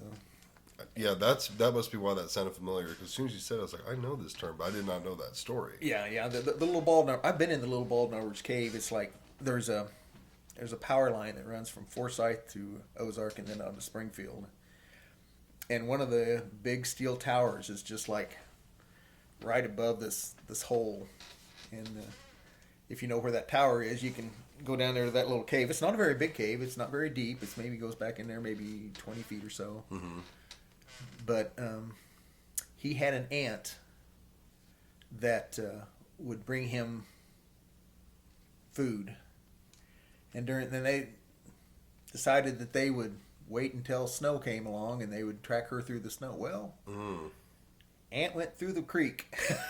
And she walked down this creek and was able to lose everybody looking for him. And she could keep him fed, and he just stayed in there. He stayed in there for about 1.5 years, I think, if I remember right. And then finally he left, but he made it out. Don't know where he went, but he's no longer there. So. Right. Huh. But yeah, there was a board in there for a long time that he slept on. What happened to it? I don't know. It was still there last time I saw it. Oh. I Which was is- surprised somebody hasn't taken it. Yeah. This was probably 30 years ago whenever I saw it. Maybe not that long ago. But they were like advertising that that's where he stayed. No. And, You gotta know where it's at. Oh, you just have to know. Yeah. Wow. Yeah. That's cool. I figured it was like a No. museum type thing. No. Oh. No. That'd be cool if it's still there. Hopefully no one's messed with it. It's hard to say. It's This is a little off topic, but you know that great big house in between Ozark and Branson? On the east side of 65? oh, the one made of concrete.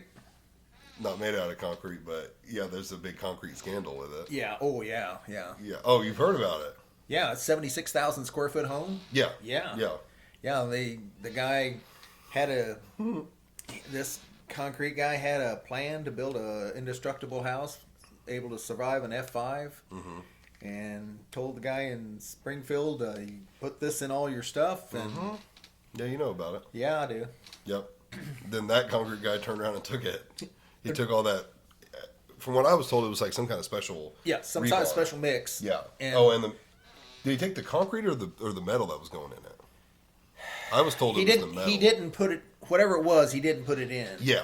Yeah. And last time I saw the house, it was still sitting there, but I don't know if they had decided to go ahead and finish it. They or not. did. Did they? Yeah, they decided to. Yeah, it was like on 660 acres. It was a Yeah. square mile, and Yeah, I think they got kind of past the concrete when it was discovered. yeah. Oh yeah, yeah. It was built. Yeah. And then one of the guys that worked for him said, he's not doing this. It was. It was a big old scandal because the guy who was building it thought about tearing it down, Yeah. Yeah. and then he was like, Yeah, if you it's just too go far. down 65, just past Stutzman's salvage there, and look back to the east, you can Yeah. see that thing sticking up. Especially in the fall and winter, you Yeah, can see it. yeah, you can see it. It's a massive house. Yeah, it was 76,000 square feet. That's a huge home. The guy that helped Dad and I frame this, him and Dad used to frame a long time ago. They actually approached him to see if he wanted to be the like superintendent, supervisor, whatever you want to call it, to build that thing. He turned it down because he didn't want to make that drive every day. But And that would have been every day for a long time. yeah, it took a long time. He turned it down, but he kept in touch with some of the guys that were working there, and they had decided they were tired of waiting. It's a massive house. I don't know if people understand how long it would take to build a house that size. It's not just like a year project. You No. might spend a year framing the damn thing, and people with that kind of money, they're going to get, you're going to get to a certain point where they're like, oh, I don't like this. Can we change this? And it's like, you do realize what it would take to change this. Yeah, we don't care. They got endless pocketbooks. So it's like, okay, we'll tear this down and do this differently. Well, anyways, they got to a point where they were like, we're tired of not living in it. We want to live in it. So they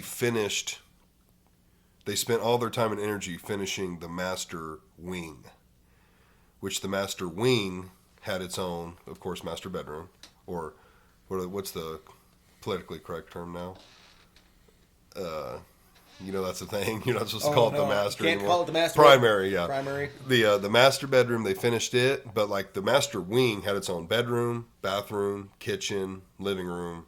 Like the wing that they called that was a house, but that's in the house.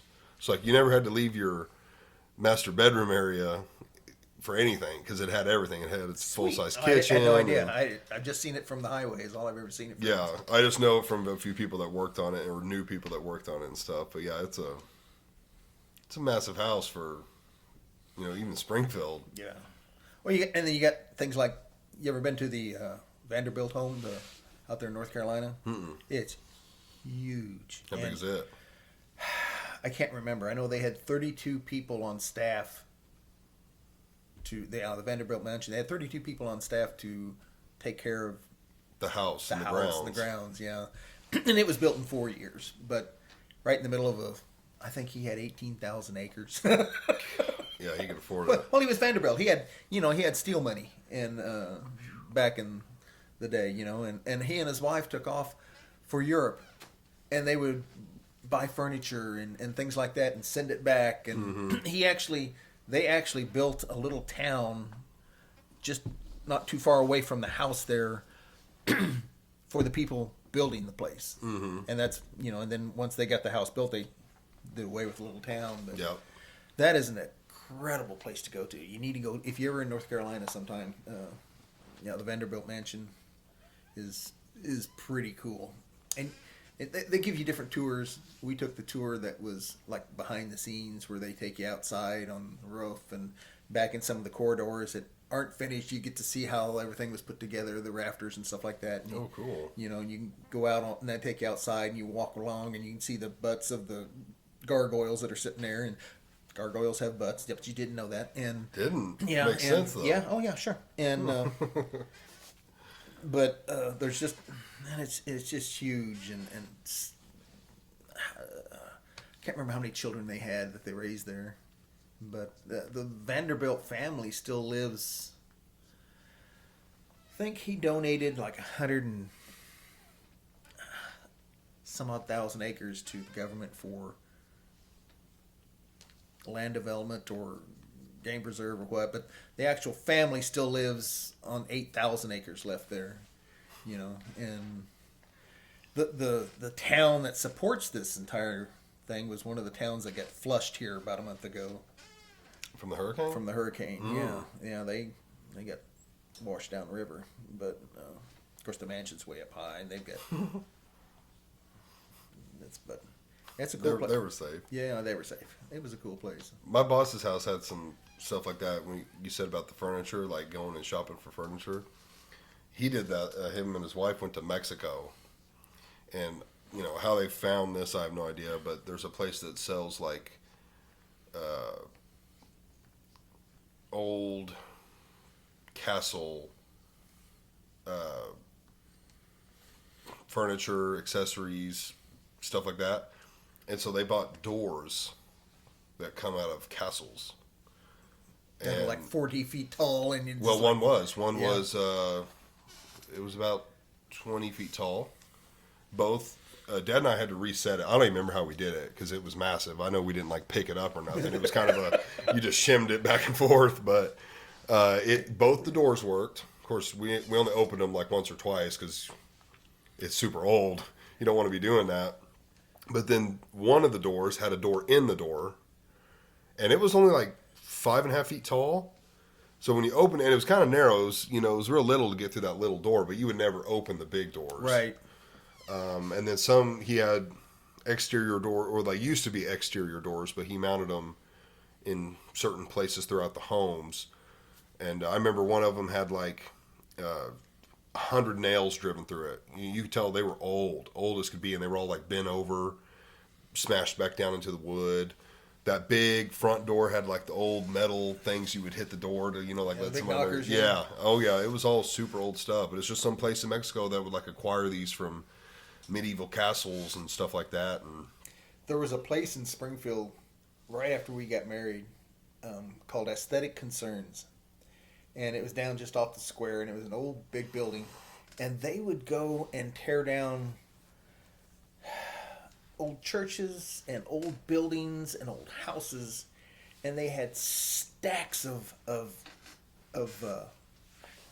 these windows that had leaded glass and and cool stuff in them, and then they had all these support, I don't know what you call them, cornices or whatever, where they're got all the frilly stuff, and they were huge, they were massive, and it's like, that is so cool. I don't know where I'd put it, and they were Right. cheap, and then Right. they had a stack of doors, solid doors that was like 150 feet long, and you just kind of, like go through and pick out what you want, and they'd have boxes of old doorknobs and pulls and Yep. and just, I don't know how many ball and claw bathtubs they had, just cool stuff like that.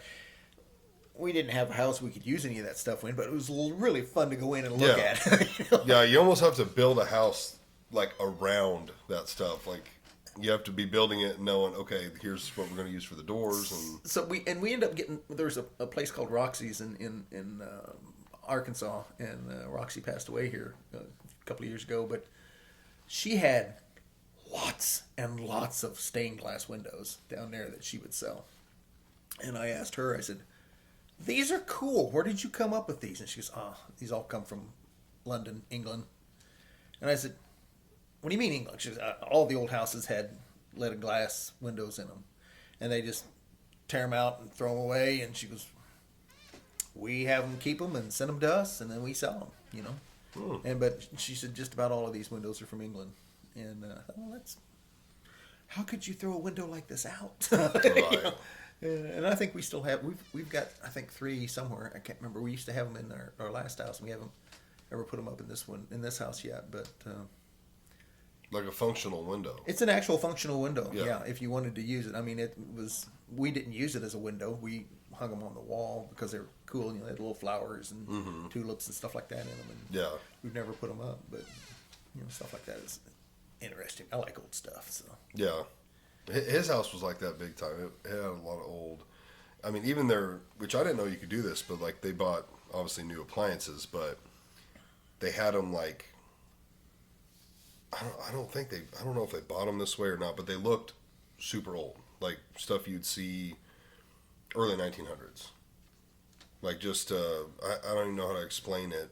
Like the way the doors were, the color of them, the style, everything looked super old. But it was like a Mexican villa on the outside, and then the inside was like a combination of different old things. It was very, like, it looked cool, but I was like, man, I wouldn't want to live in here. It looks so old-timey. But it looked cool for sure. You know, it's. I have an appreciation for some antique. My folks were big antiquers, and I don't have quite the appreciation that they did. I can stand in a room and tell you what's got value and what doesn't pretty quick, you know. And I have long education. I think we went on a trip one time, and everything between Missouri and Canada, we stopped at every little place that said antiques, you know, Right. 3 miles that way. Here we go, you know. And we bought a lot of stuff back then, and Pop was, to get through college, he worked he worked as he worked for an auctioneer company and was an auctioneer, and so he became fairly trained on older stuff back then. You know, he would pick out things at an auction and realize that these people and that person are bidding on this. What is that? You know, and he learned about stuff like that, and so he was carried that through as he got older, and him and Mom really went to a lot of auctions. I went to a lot of auctions, you know, and I end up getting a lot of stuff off of them later on. But I mean, do you ever go to like antique shops or flea markets now? yep, It doesn't seem like, my dad told me when he would go, like when he was a young man or a kid with his parents, like it's different. It was good deals. Like they Yes. were selling it as far as this is damn near junk, or it is junk, or maybe it's not junk, but who's gonna want this thing? And so Yep. like it was all good prices. Yeah. Now you go in and it's like everyone's done the research, and this bowl that most people would give you $2 for, they know it's worth $50 for whatever reason, so they're asking $50 for it. Yeah, I go to a lot of places like that now, and they, you know, like an entire Tupperware set's for $400. Well, it's antique. No, it's Tupperware. Right. Just because it's 20 we've years got old. we've got a different scale here, you know, and Right. and so I like to go to auctions, but I typically don't because I can get excited about something, you know. Yeah, we've seen a couple around here, you know, like decent sized farms or whatever having auctions, and there's tools and guns and just all kinds of cool things, and it's like, that'd be fun to go, but you have to spend money if you're Well, if you go. and again, it's one of those things you got to know what the value is of something, and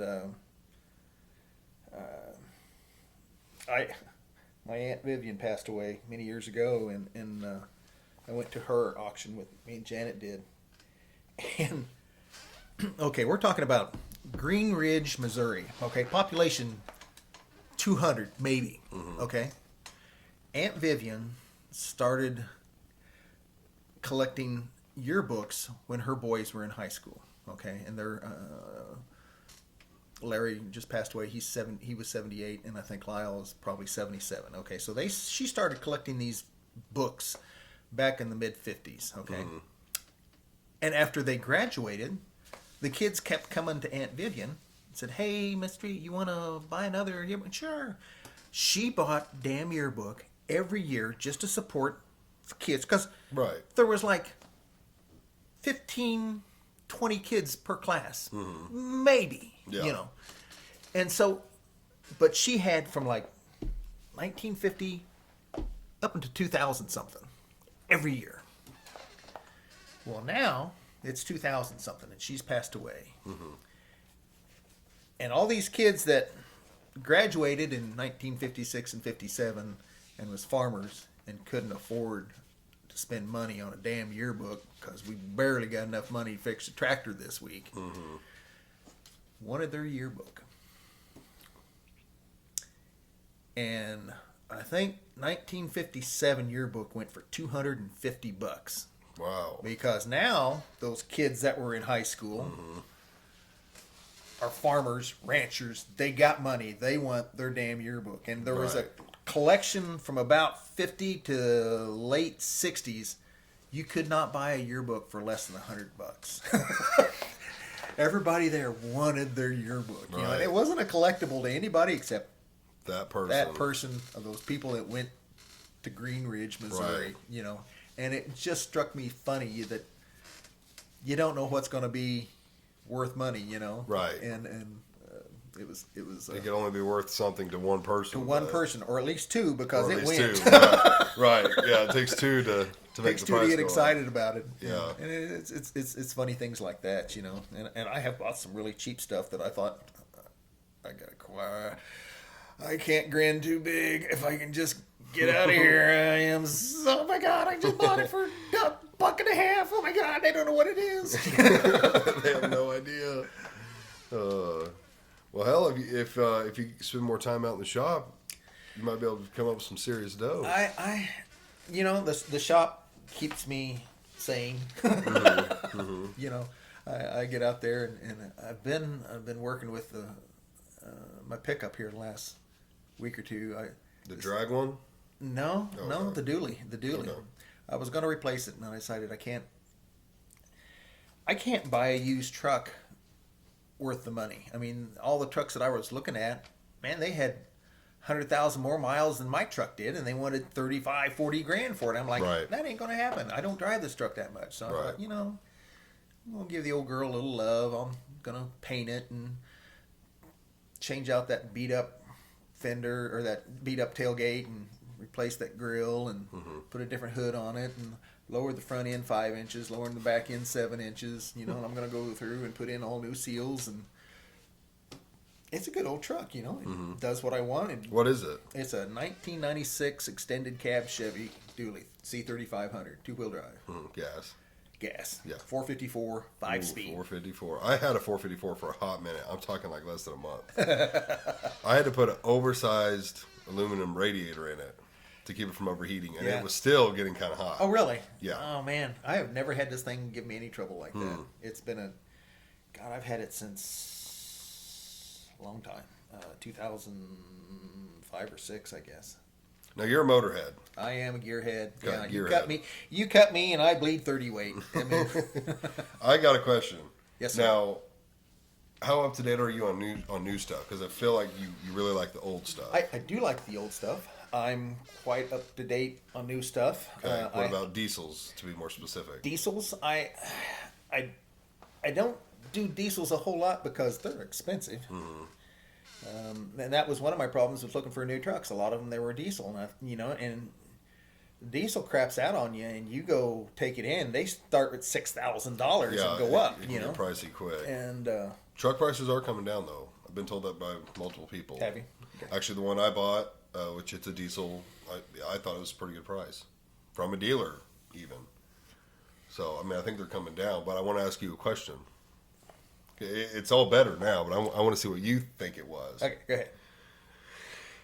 So it was tuned and deleted when I bought it, bare minimum. So, like the EGR was turned off, but everything was still on. Now I don't know all these terms, but like the EGR Exhaust gas regular recirculation. yeah, it consisted of there's an intake horn, but that intake horn does multiple things. Well, I removed that intake horn, and I put on just a bare horn, All it has is like one sensor that plugs into it. There's no flap on the inside that opens and closes. It's just a tube for that air to get into. The other side, on the Cummins, it's got a pipe that goes around the front of the motor. I don't remember what the hell that thing does. That thing's gone. And then it's got this other giant metal deal that sits on top of the motor, and gas and stuff is supposed to go through it. That's all gone. We put striker plates over the two holes that fed it. Everything's gone now. It was gone before, as far as the truck. It was mentally gone. It just wasn't physically gone. Right. Now it's physically gone. So Bubba and I did that. Started it up. It was louder right off the bat. I instantly noticed it was louder. Like, it's already got... It doesn't lope like that. Okay. It doesn't lope, but I had already put 5-inch straight pipe on it. Turbo back. So no cat, no muffler, no nothing. So like that amped it up a little bit. Whoever tuned it set the exhaust brake to always be on. So instead of that real low Cummins rumble, it's got a little bit of a whistle to it. Yeah, just a little bit. Not like the Fords, but I instantly noticed it was a little bit louder, which I talked to a few people and they're like, that's normal because basically there's less shit for that noise to travel to. Has greatly reduced, yeah. Yeah. And I'm like, okay. So I drove it home, was getting a mile a gallon better gas mileage, on the interstate, which they said can happen, half a mile to a mile a gallon. Everything's good. I get home and I shut it off, and anyone that drives a diesel, especially one that's like tuned a little bit, when you shut them off, it's a little violent. Like there's a little, it's not just a gas rig. Yeah. Like they'll shake a little. Yeah. When I shut it off, it shook violently and did not sound good. I instantly was like, we broke something. We dropped a bolt down in the motor. I don't know what's going on. That's not good. So I called him, and he was like, well, he's like, when I did mine, it you could tell it shuts down a little more violently. And I'm like, Bubba, I don't think you understand. This damn near scared me. Like, I'm calling you 30 seconds after I shut the truck off because I think it's broke. And I got to change underwear now. Yeah. So he said, don't worry about it. So I drove it for like a week or two. Startup would be a little rough. You throw it in reverse, it would sound shitty. It would damn near die. Like, it sounded like it would idle down slow. It would almost die. Throw it in drive, not as bad, but a little bit the same. But the minute you gave it some gas, all that'd go away and it sounded good. But every time you shut it off, violent as hell. Just shake you. And I was one day away from taking it to Lehar's. Because, they're a big reputable mechanic around here. I was like, I've got to have him at least look at it and either tell me, yeah, that's normal. Because I did text him. He's like, no, they get a little more violent when you do that. Again, I'm like, I don't think you understand. This is real violent. This is scary violent. This is scary.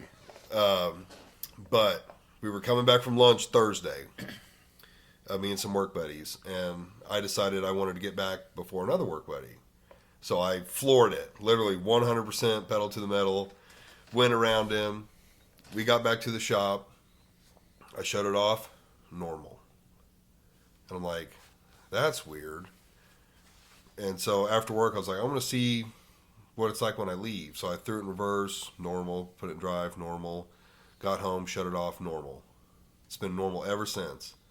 The only thing I did was romp on it. So, like with all my little LS motors, their computers learn things. I don't know if it would be the same way with your truck or not. I don't know since it's been deleted. Like when you tune and delete them, I don't know how much that computer is. I would like to think it would still have to process O2 and things like that and say, yeah, I need to make a change here, Right. I know different fuels causes my Corvette to change its program. I usually try to put 93 in it. If you put 91 in it, it will adjust. And you try to run like 93, no ethanol? Yeah. I put it on dyno, and I had always run 93. And I got to a point where I couldn't get 93. I was on a drive with it, and I put 2 tankfuls of 91 in it. And came back and talked with the kids at Redemption and said, hey, I want to put this thing on a dyno. I want to see baseline where it's at. And they said, yeah, sure, come on over. And so I ran as much of the 91 out as I could because I wanted a good fuel in it. Put 93 in it and basically went from the gas station to the shop. And they said, "What do you think it'll make?" And I said, "The wheels, usually, and those, they typically will make about 440 to 445, maybe 450 at the wheels." And this had a tune in it and had some exhaust and headers. And I said, "Well, I'd like to hopefully get 475 out of it." And they said, "Yeah, that'd be about right." And first pull was 479. And I thought, "Hey, that's good." And they said, "We want to do another one." And I said, "Sure." Second pull was like 483. And I said, "Well, yeah, it got warmed up, you know." And I said, "Would you care if we swapped out our O2 sensor? We've got a new O2 sensor on it. We want to check it." And I said, "Sure." So, and it went from 483 to 487, 488, somewhere in there. And they said, "Well, that's weird." And they said, "We're going to make one more pull." And went from 487 to 493. And I said, "Are you making changes now?" And they said, "No, this thing is just doing this all on its own. We want to go back to the original O2 sensor and see where it's at." So they see if it goes back to that 479. Put the new O2 sensor in it, or the old O2 sensor in it, went to 498. And I said, "You've picked up 20 horsepower." And he goes, I don't get it." And he goes, "This doesn't happen this way." And we both kind of sat there and talked about it. And I said, "I noticed on the very first pull, it had some black smoke coming out. It was kind of rich for some reason." They go, "Yeah, we noticed that too." And I said, and then I told them what I had done with the fuel. And they said, "Your computer was adjusting to the fuel, and it was learning." And so there was over a 20 horsepower difference between 91 and 93. Wow. And it was just sitting there. Just in the fuel. Just in the fuel. And the computer adjusting its little self. And I'm wondering if going full throttle on your big motor, it decided it had to make adjustments somewhere to correct either a rich or a lean condition that it had going on. Right. I had considered that. I didn't know with diesels, like when you tune and delete them, I don't know how much that computer is allowed to do. Yeah, and I don't know what they measure. You know, another thing that Dale mentioned, he's like, "Well, maybe it had some soot that got dislodged when you were doing everything, and that finally blew it out." I don't really know. All I know now is that it runs good, and it doesn't do that anymore. Yeah, we're excited. So I'm like, that's all that matters. But yeah, it was pretty violent. Yeah, I just thought I'd like to know what you thought. Maybe it was. I don't tune diesels. I know guys that do, or used to. Yeah, used to. A lot of them can't do that anymore. Yeah, a lot of them you have to be recommended. Like somebody has to vouch for you. Yes, so you don't turn them in. Yeah, it's they're really cracking down on that shit. Just like exhaust, like the place that did mine. We'll talk about somebody later. Okay? Yeah. The people who did mine, they had to order an exhaust for an older model truck. Oh, yeah. It'll still fit mine. And they even send parts. These exhaust places are smart with these diesels. They send parts that they know you will need to make it fit for a newer model that they don't need on an older model. But they know you're buying the older model exhaust for the newer model truck. I see. Oh, that's handy. Because he opened it up and he called me. He's like, "Oh, damn, there's a part. I don't think I have one. I normally have one or two on hand, but I don't. I'm probably going to have to order it." He's like, "Well, let me just open the box. Maybe there's one in there." He's like, "There shouldn't be because this model truck didn't need it." He opened it up and sure enough, it had two of them in there. So he's like, "Okay." He's like, they know what's up. They know what we're doing. Yeah, California and places like that are just got so screwy with. You can't even hardly change anything on a car in California now. And if you have like a track mode on your car and you put it in track mode, they'll give you a ticket for having it in track mode. Right. Even though that was a factory setting. And they end up killing this bill, but they had a bill coming up in California that they wanted all new cars coming into California were to have a speed sensor on them that would not allow them go any faster than 10 miles over the established speed limit there. How would they know what road you're on? Like, what if you're on a 35? You couldn't go faster than a 45? Couldn't go faster than 45. Yeah. Well, my car, my Blazer, my GPS on the Blazer, it tells me what the speed limit is right on the dash. Yeah, my phone does. Like your iPhone, like on your maps or No, whatever. this is actually Oh, in the car. in the car. Oh, Yeah. I turned that on one day because I didn't know what it was, and this little speed limit sign popped up on my dash. And now when you get on a road like this, it doesn't have anything. Oh. But if you're on a highway or a street, typically there's a little road sign pops up on my dash that says 35, 45, 55. I didn't know cars were 75. equipped with that. Well, in 2021 they were.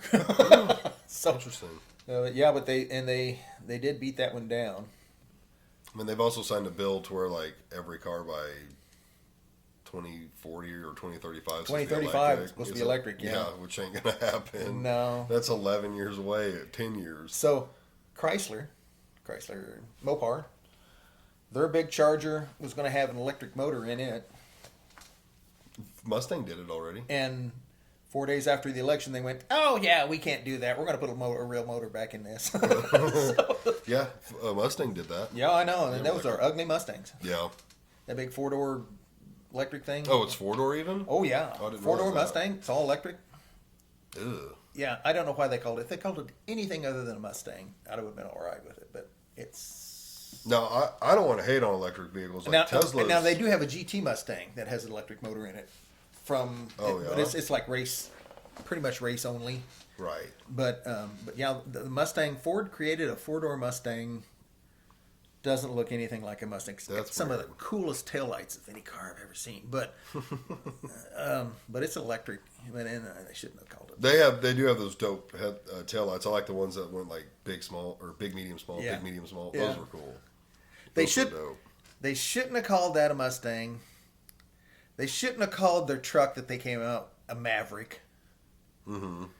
They shouldn't have called their Bronco a Bronco. Chevrolet shouldn't have called the new Blazer a Blazer. They need to hire you to name these cars. They find anything, and I got this fear that Camaro's going to do the same stupid thing. They said they were going to not make Camaros anymore for 2025 and are coming up, and now I think they may change their mind. But We do have some lame names now for cars. Oh, yeah, yeah. Like what happened like back in the day? You had like a Firebird. Yeah. Trans Am. Now you have Gran Torino. a name like Flex. Yeah, Ford Flex. Ford Flex. Yeah. I mean, I understand it's probably a good little car. Why call it anything other than a Flex? Right. You know? And there's some ugly cars out there. I thought Pontiac had that. God, what was that thing? Oh, it was so Aztec. Pontiac Aztec. Aztec. That was one of the ugliest vehicles I ever saw in my life. Oh God. I do think some of these electric cars are pretty dope. Like Tesla, like I've seen Joe Rogan talk about them because he has a Tesla and he loves it. Have you been in one? I have not. I've got a buddy of mine. I've heard they're fast. Oh, they're stupid fast, Yeah. quick, and it's like being in a video game. They accelerate really hard, Yeah. Well, it's direct. but the interior of them is cheap-ish. Really? I really expected more. I mean, they got some cool things that they do. You talking about a Tesla or any electric vehicle? I'm talking Tesla. Tesla. Don't they have the big ass screen? Oh Like, it's yeah, all and dope? they've got the roof is all glass. Yeah, yeah. You know, you feel like you're in an aquarium, but the seats and the dash and the panels are like a 2007 base model Taurus. You know, they're really Yeah. cheap. They're just not cool. Now, I wonder if Elon's doing that to keep the cost down because I've seen him talk about it, and he wants to make them more affordable. Yeah. But it's hard to compete when you're not selling them like gas vehicles are sold. There's a much higher volume of gas vehicles being sold, so it's hard to make the margins profitable. But he wants to make it to where they're way cheaper. Yeah. To where like an average person, you know, can, if they're in the market to buy a brand new vehicle, there's no reason they couldn't afford to buy a Tesla. I think if I still worked and needed daily transportation to get to work,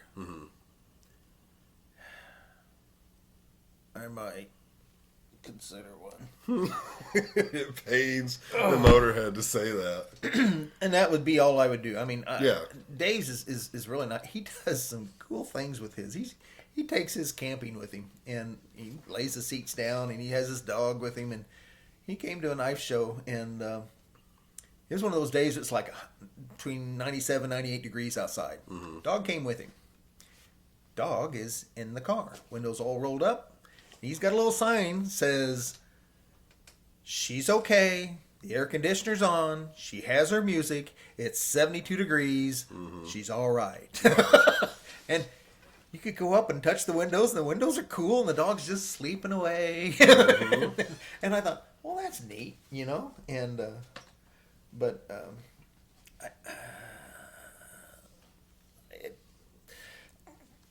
electric cars have no soul, you know. Yeah, I get that. They have no soul, but they got a cheap fill up. Yeah. I'm pretty sure, from what I've been told, to like recharge one from like dead to full, as far as like what a gasoline price would be, it's like $5. Yeah.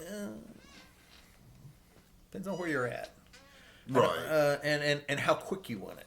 I'm talking like at home, Yeah, if you're at home, not like a quick charge station yeah, or something. You know, and he goes on big trips, you know, and he says, I kind of like it. He says it gives me a chance every 2-3 hours. I get out and I walk around for about 15 minutes. It's a little healthier for me, you know. And he says, I get back in, and he says, turn it loose, and he says, I kind of look around because it does a lot of the driving itself, you know. Right. It's wild. He says, I don't take a nap, but he says, I don't mind checking out, stuff on the internet for just a little bit. And he says, and that's the fun thing about Teslas, if that Tesla driver, he may not let you cut in front of him, but his Tesla will. Right. You whip in front of a Tesla and that thing throws its brakes on and stands on its nose. They're cool. They are cool cars. And he's got a big glass center console thing there that it looks way out. You can see everybody that touches a light, the signals that are way out there. It comes up on the screen and shows you whether it's red, green, or yellow. It'll hit the signs if it sees the signs. It is kind of cool. I mean, there's a lot of cool stuff. I just am not a fan yet. I'm just... Yeah, like you said, it'd be something like go back and forth between work. I mean, road trips, obviously, like the charging stations are becoming more popular, more common. And they were free at one time. They were free at one time, which makes no sense. Like I guess like rest stops and gas stations are just... And Toyota was looking at trying to put in hydrogen stations because they think that hydrogen motors are the way of the future. Water? Like water, hydrogen? Yep, hydrogen. The government killed an old boy who tried to do that. Well... They took his vehicle and he was never found. Yeah, that's... Japanese have decided electric is not the way to go. Hydrogen motor is. It's not water, it's actual hydrogen gas. Right, but yeah, there was a guy who got one to run up water. He died, huh? Yeah, he wasn't. Yeah, his vehicle was taken and he was never found again. But imagine that. You just pull up to the hose and fill your truck up. That'd be dope. Stanley Steamer. Yeah, I wouldn't mind having one, but yeah, as a daily, I probably would, just because if it's cheap, if it really is that cheap to drive them. It is cheap-ish. Don't think you're saving the environment. No, I don't care about that at all. I mean, honestly, from the things I've seen about it, it's quite the opposite. Yeah. To get the lithium and everything. It's destructive. It's I wouldn't be doing it for that reason. Not at all. And then electric power has to come from somewhere, and Right. I'm sorry, the wind turbines, the wind doesn't always blow. Sun doesn't always shine. And this push to get rid of fossil fuels is it's a bad idea. It is, yeah. Fossil fuels are good. They're dependable. I think if you had to go with one energy source, like as far as wind, solar, water, as far as like a dam or something, I think the best one of Well, not out of all those, because there's one that's better. It'd be nuclear. Well, and here's the thing, from a business point of view, your hydro plants, your wind turbines, your solar cells, no fuel costs. Right. And that's what they look at. That is the big thing that they look at there. We don't have to buy coal. We don't have to buy gas. We don't Right. have to buy fuel. Wind seems like the worst for sure. Wind, you can only produce wind off a turbine about 40% of the time. And unless you're on the ocean. You've Right. got quite a bit more wind there. But Which have you seen what's happening with the ones near the ocean? uh, Trump talked about it on the Rogan podcast. I missed that. So they're having problems with whales beaching. Is that what it's called? Beaching. Yeah. Yeah. It's creating a resonance in the water and Yep. doesn't like them. I'll be darned. Yep, that's exactly what they said it's from. And now they're pretty sure they're just going to have to tear them all down. Because, it's becoming super common where whales are just beaching themselves, and it's always near these wind turbines that are near the Well, ocean. see, and the ones in the water are much bigger than the ones on the land. They're taller. Much taller. You can only go about 400 maybe. Yeah, and then in the water, you can go lots bigger. What's the reason? Air traffic control type Air stuff? traffic stuff. Because they're going to be a lot higher Yeah. over the water. Yeah. Yeah. Because they don't have to come in Right. to land, yeah. Right. But, and then there's the whole, what do we do with these worn out veins? Yeah, they talked about that too. You just got to bury them. Yeah. There's nothing to do with them. And technically, the way they're set up too, they pay for themselves in about 7 or 8 years. In reality, they really do. Even at producing about 40% of the time. But and you only have to have a couple of guys run a field of 150, 300 of them, and they sit there and they watch the computer and but now you got to have a crew to go in and do oil. They're big on oil. And hydraulics. There's a lot of hydraulics, a lot of fluids involved, a lot of grease, a lot of oil. You got to have a crew that does that daily, and you got to have electricians come in, because stuff happens. You remember seeing the image of the two guys that got caught on the one that caught on fire? I remember seeing that. I never did see what happened to them. They got One jumped and one didn't. they Be a tough didn't choice. go home that day. No, they did not go home. Somehow they were just, I don't know, I've talked about it with somebody else on the pod, but it was like, I guess he would have made an attempt for the exit. I don't know why they couldn't get to it if the flame was just that intense, but if you're going to get burned, I think I'd rather just get burned running towards There's it. a lot of oil in those things. Like I said, there's a lot of grease and a lot of oil, a lot of hydraulic fluid. And if your opening to get out is covered in flame and oil, so will you when the time you get through that Right. hole. So it might be a done deal anyways. and it's not just like a straight shot down. They usually go.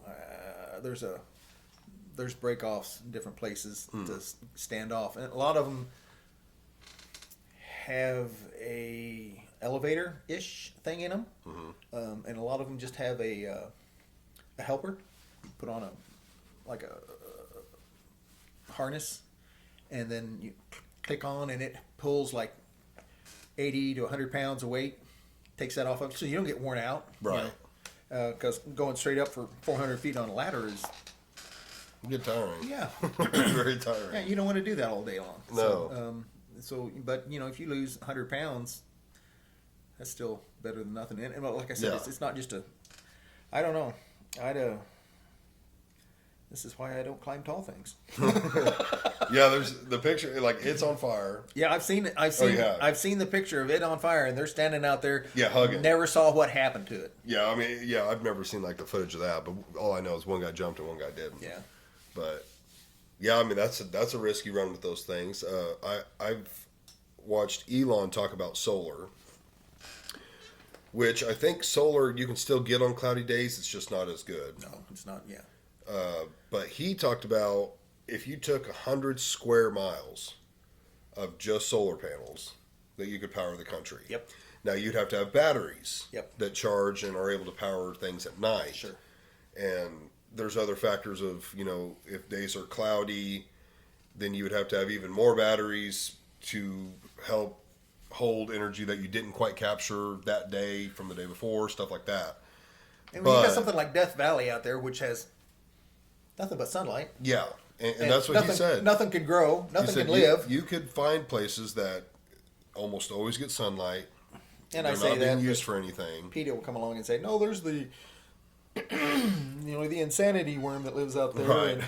and there's only about 14 billion of them left. We can't put anything out there because Right. it'll give them shade, and they'll die in shade." But if that is honestly true, 100 square miles, which in the grand scheme of things is not that big. It sounds big, but in the grand scheme of America, that's not that much room. There's easily 100 square miles that you could get rid of, and it wouldn't be an eyesore or anything. And if you split that up into like 3 or 4 or 5 places, Right, yeah, and even did that. yeah. Why not? Like, is it just because it's too good to be true? You're out one massive cost of solar panel and batteries. I haven't seen a damn battery worth a flip in a long time. When I first went to work for the company, we still had a lot of glass and lead batteries. Mm-hmm. And we would go in there and we would check the the acid level and see how much electrolytes was in them, and it's a little low. It's put enough. Put a little water in it, bring it up to the line, and those batteries had been in there for 40 freaking years. Mm-hmm. And then, oh yeah, they obviously did make and can make good batteries. and then like they satellites, said, spaceships. we can't and do stuff. this anymore because these things produce gas, and it's a cause for problems. It'll make things explode, and haven't exploded in the last 40 years. Well, yeah, Right. but we got to get rid of these. This is a mess. This is an issue. We have constant maintenance. What else have we got to do?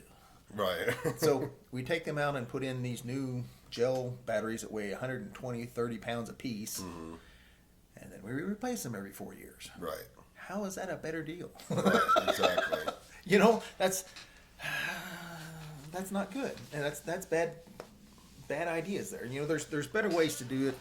Sometimes the old ways look like they were a pain in the ass, but man, they work good. And we had an old battery down there. It was, I can't remember how many cells it had in it. It weighed 3,500 pounds. It's one big battery. One big battery. It wasn't totally dead, but it had issues. And we didn't know what to do with it. We'll figure out one of these days we've got to move it out of this building. So to get it discharged, I just hooked up a light bulb from one end to the other end. Let that light burn. See how long, because it was supposed to be 125 volts, and I think it was, whenever I put that light bulb on there, it was like 60 or 70 volts. Mm-hmm. And after 4 months, it had finally, the light bulb, every time we'd go in there, it was just a little dimmer and a little dimmer, and it finally went out, and I thought, I don't know what the values really are on these batteries, and of course they're DC batteries, and I started checking. Well, this is like 1.2 and 1.0 and 0.9 and 1.3, and this one is -2. How do you get negative voltage? Right. And if you go from here to here, it was 0, but a lot of them were positive and a lot of them were negative voltage, and I thought, I don't understand this, but and we ended up finally dragging it out and had a guy come get it. He went and scrapped it somewhere, but no, it's battery. The whole battery thing is a. I guess if I moved to the mountains and wanted to live off the grid, I would probably consider batteries. But man, it's just their maintenance is hard. It's tough. Yeah. I don't know. It still seems like a viable option versus windmills, but then again, nuclear to me seems like the ultimate. Yeah, you run the risk of bad stuff happening, but that you only hear about it when bad stuff happens. There's obviously been lots of them that that's are true. fine. Yeah. And if you put it in good places, put your nuclear power plant in a place where it won't affect water or people and things like that. You've got Chernobyl that was the Russians sometimes get in a big hurry. That happened because they were running a test, right? Yeah, they get in a big hurry, and that it's just they couldn't stop it. Yeah. And Japan kind of had the same issue. They had issues because of flooding. And they couldn't stop the water, and they couldn't. Then once the water got into the, because you built it too close to the ocean, which I understand that because you have this entire ocean that you can use for cooling, Right. and unlimited amount of supply of water. And who thought that much water would come in and get into your plant and flood everything and short shit out, and now we're in trouble. Right. But Chernobyl, I believe they were running a test, and instead of like somehow simulating the test, they were like, let's actually like cause this thing to react just to make sure our shutdown button works. And so they initiated it and then went to hit the shutdown button, and the button was broken. And that's the whole reason it happened. We have a failure. Yeah. The actual button to stop the failure was the failure. Yeah. Good thing we tested that. Yeah. I'm pretty sure that's what I saw in the documentary about it or something. It's like, damn, that's a stupid ass way to run a test. But all you have to do is give the relays an indication. It doesn't have to come from the actual fault. right. Oh, jeez. Not very smart. Well, Paul, I believe I'm gonna put this one out of order, but this one should be episode number 52. 52. I just recently did 50, which is kind of, that's a little milestone, halfway to 100. But what does 52 mean? It means I'm old. No, what does 52 mean? What does 52 episodes in a row mean? Oh, one per week. For a year. A year. Holy cow! I know, and I think you were number 4. Could have been. It was right around number 4. Yeah, I was one of the first. One of the first ones. Yep. Oh, cool. Yep. So I've been doing this for a year now. Wow. Yeah, it doesn't seem that long ago that we did the first one, but I remember it was cool at the time because we had pumpkins. Yeah, and we went out and sliced pumpkins with the swords. Yep. Forgot about that. I remember it. I saw the picture of it and stuff. So. Yep, been doing it for 1 year, so I thought it seemed kind of fitting you coming on anyways. Well, thank you. You're right towards the beginning. I had a good time. I enjoyed, I've got stories. So. We need to come on and tell more. We covered the aliens a little bit. I like that. That was good. But you sent me some other topics that we need to have. We can do racing. Podcast. We can do racing one of these days too. I've been having a good time racing with my little niece, great niece Isabel's been having a ball. She listens to what I want her to do, and she's a fast damn little 13-year-old right now. She's been about 85 miles an hour in 8th mile with this thing, and like she's racing it by herself. Oh yeah. Oh wow. Yeah, it's a junior dragster, and she can run 8th mile in about 7.5 seconds. Her first pass, they came down out of the tower and said, "That is so cool. You got to slow that damn thing down. She can't go that fast. She's got to only run 790." So we. They actually have limits on it. Yeah, and makes sense, I guess.